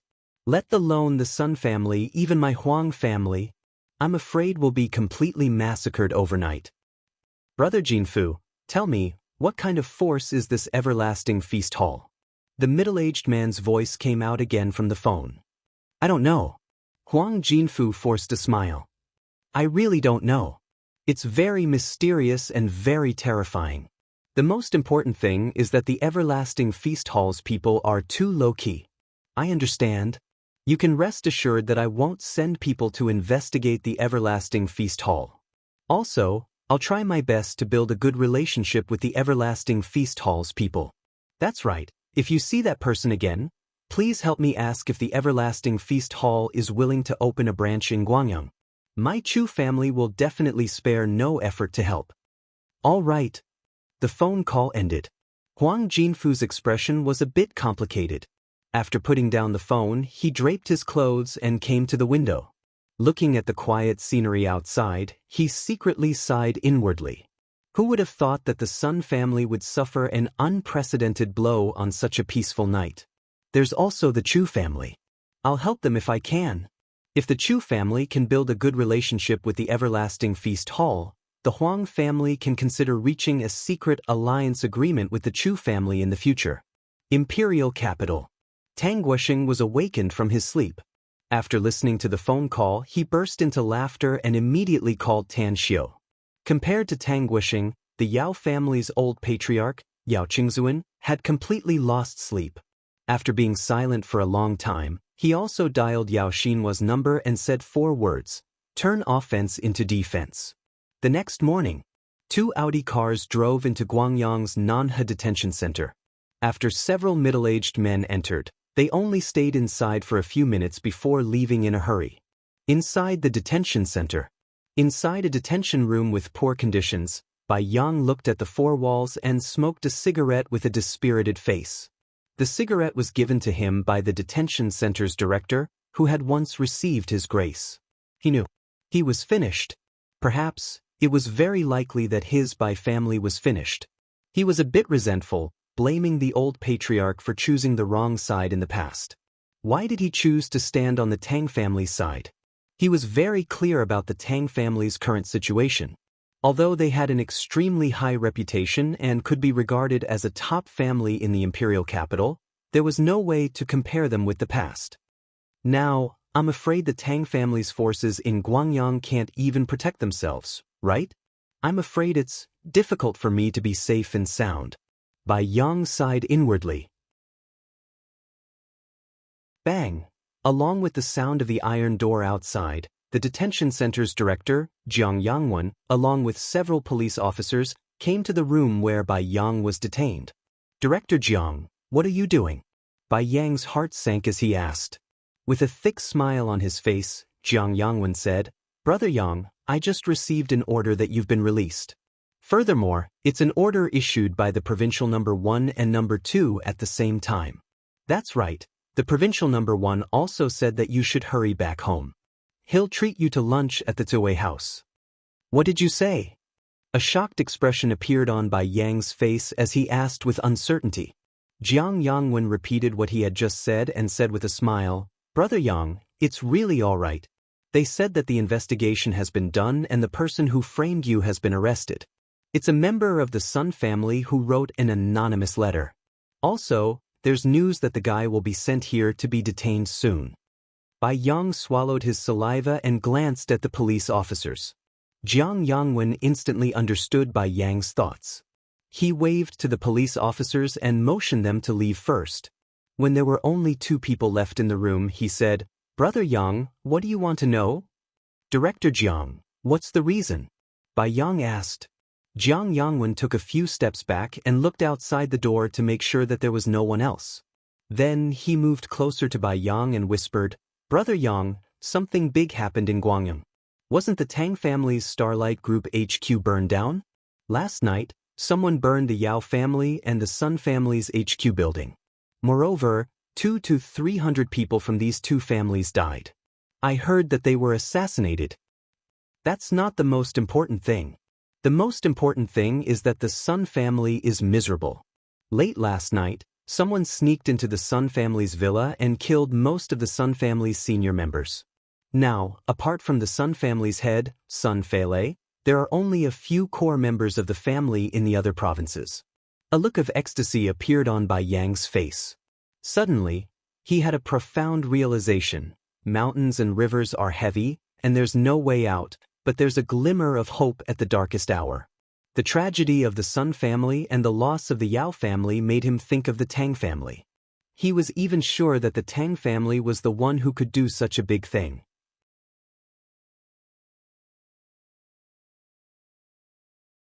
Chapter 362. Imperial Capital, Tang family's ancestral residence. It was reasonable to say that it was very difficult for the core members of the Tang family to gather unless it was a festive occasion. But today, except for those who couldn't rush back from other places, everyone else was gathered here. Even Tang Yunda and his wife, who had yet to return to Star City, also came here. Have you heard? Our Tang family has bullied the Yao and Sun families in Guangyang. Just last night, the Yao family and the Sun family suffered huge losses. I got the news. Tan Xiao is indeed worthy to be a descendant of our Tang family. His means are really amazing. Last night, I heard the old patriarch laughing for a long time. Yunda, Lingyun, you really have a good son. If it weren't for Tan Xiao, I'm afraid our Tang family's business in Guangyang would have been completely driven out. Tang Yunda listened to the discussions of the people around him, as well as his family members who were chatting amiably with him. The smile on his face was particularly bright. On the contrary, Su Lingyun's smile was a bit forced.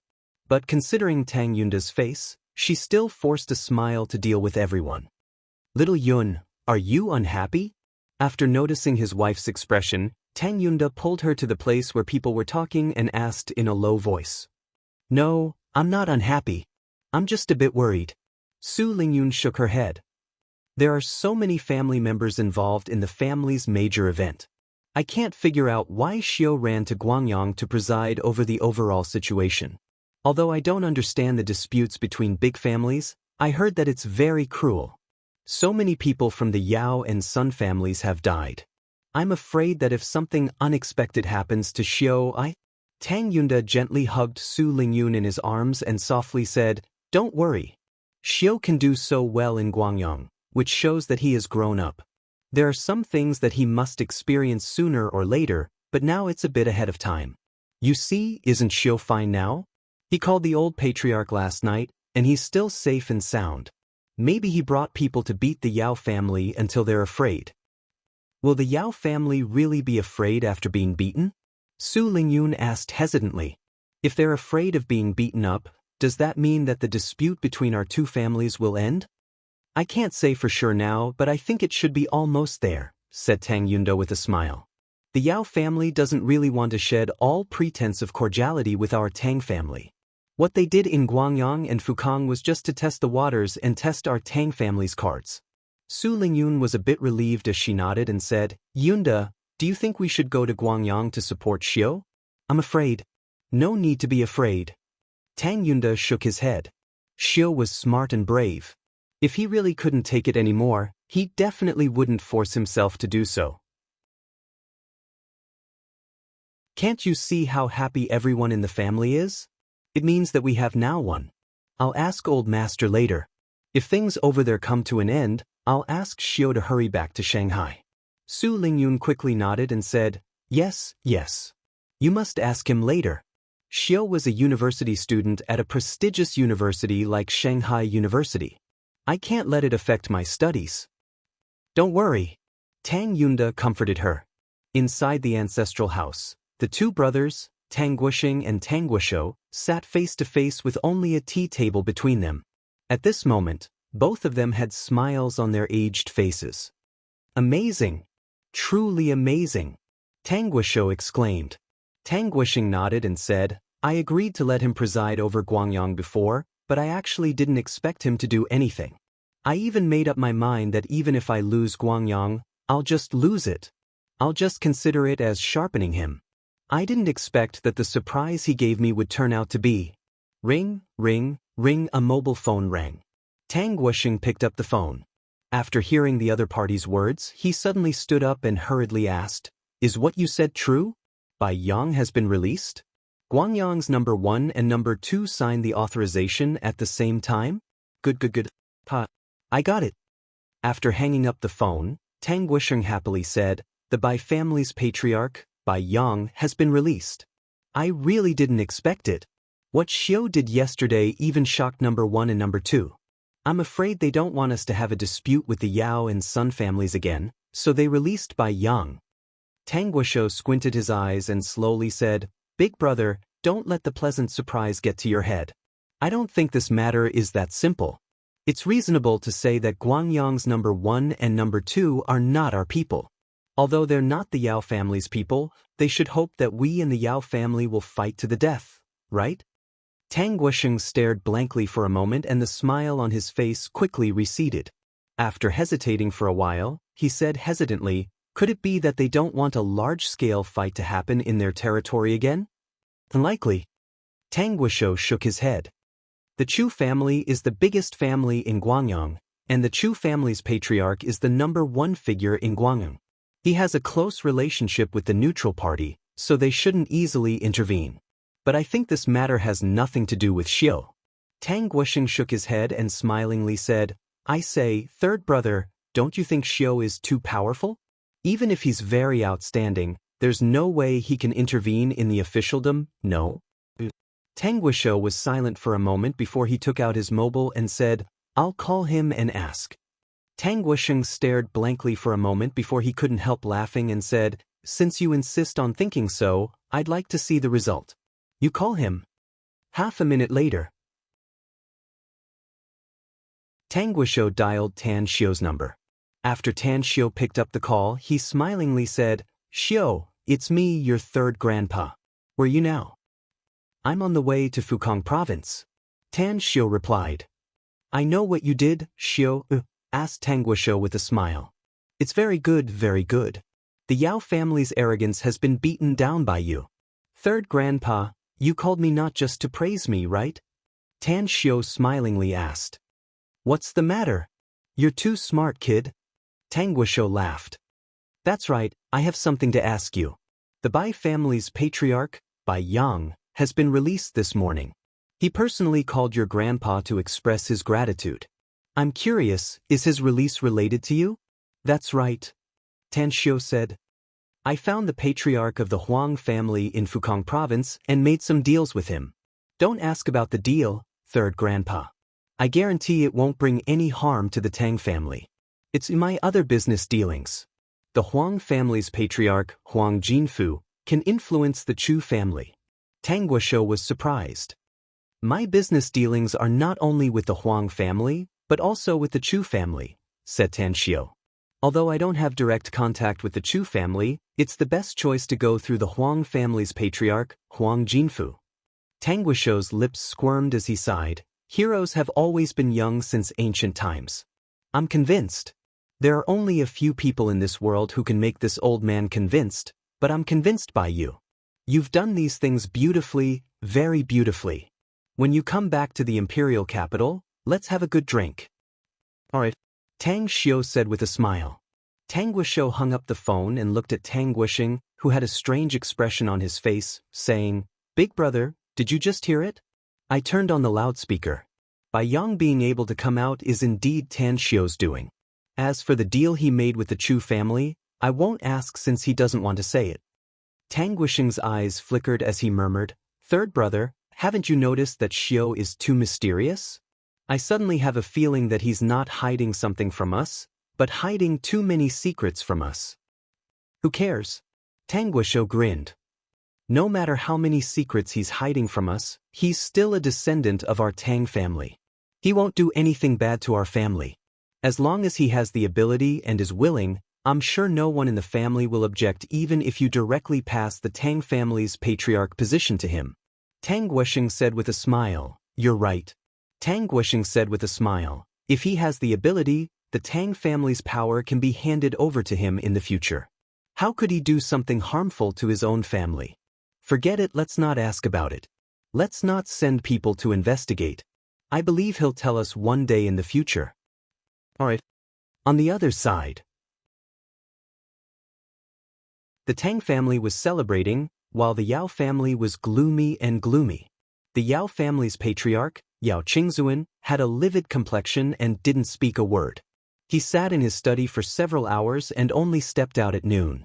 Qing informed Liang Ting to come back. Also, send someone to the Tang family. Tell them that the Tang family's old geezer is in poor health and send him some tonics. Yao Qing's complexion greatly changed as he hurriedly said, "Dad, isn't this the same as admitting defeat to the Tang family? Our Yao family's loss in Guangyang is not big, but the Sun family's. Furthermore, we haven't exerted our strength in Fukang. Once we start there, the Tang family's chances of keeping Guangyang and Fukang are not big." Yao Qingzuan coldly snorted and said, "Until now, you still haven't clearly investigated the Tang family's people in Guangyang. What do you think our Yao family's chances of winning are if we continue fighting?" This, Yao Qingqing didn't know how to answer. Suddenly, Yao Qingqing's cell phone rang. When he picked up the call and listened to the other party's words, he didn't speak for a long time. What happened this time? Seeing his son's silent expression, a bad premonition arose inside Yao Qingzuan's heart as he asked in a deep voice. With a bitter expression, Yao Qingqing said, "Bai Yang has been released. It's Guangyang's number 1 and number 2 who signed the authorization at the same time. Furthermore, someone from the imperial capital has also spoken." Yao Qingzuan's complexion changed. After a long silence, he suddenly smiled. However, his smile was a bit ugly. What a good Tang family. I didn't expect them to hide so deeply. As long as that Tang family's old geezer doesn't die, I'm afraid it'll be a bit difficult to bring them down. Forget it. We've already probed everything that needs to be probed. Let's just do as I instructed earlier. Alright. Yao Qingqing nodded without a word. Yao Qingzuan stopped his son who was about to leave and said in a deep voice, "Remember, even if the fight over there is suspended, you must clearly investigate who's the Tang family in Guangyang. I'll pass down the order. I'm really sorry. I've been discussing a very important project today and haven't been able to touch the computer, so the update was late. Wait for the second chapter." You're tuning in to the Passion Pages YouTube channel. We're so grateful for your support, and don't forget to subscribe to join us on this incredible journey through captivating stories. Your generosity through donations truly makes a world of difference, as it's the primary source of revenue that allows me to expand and enhance this channel for you.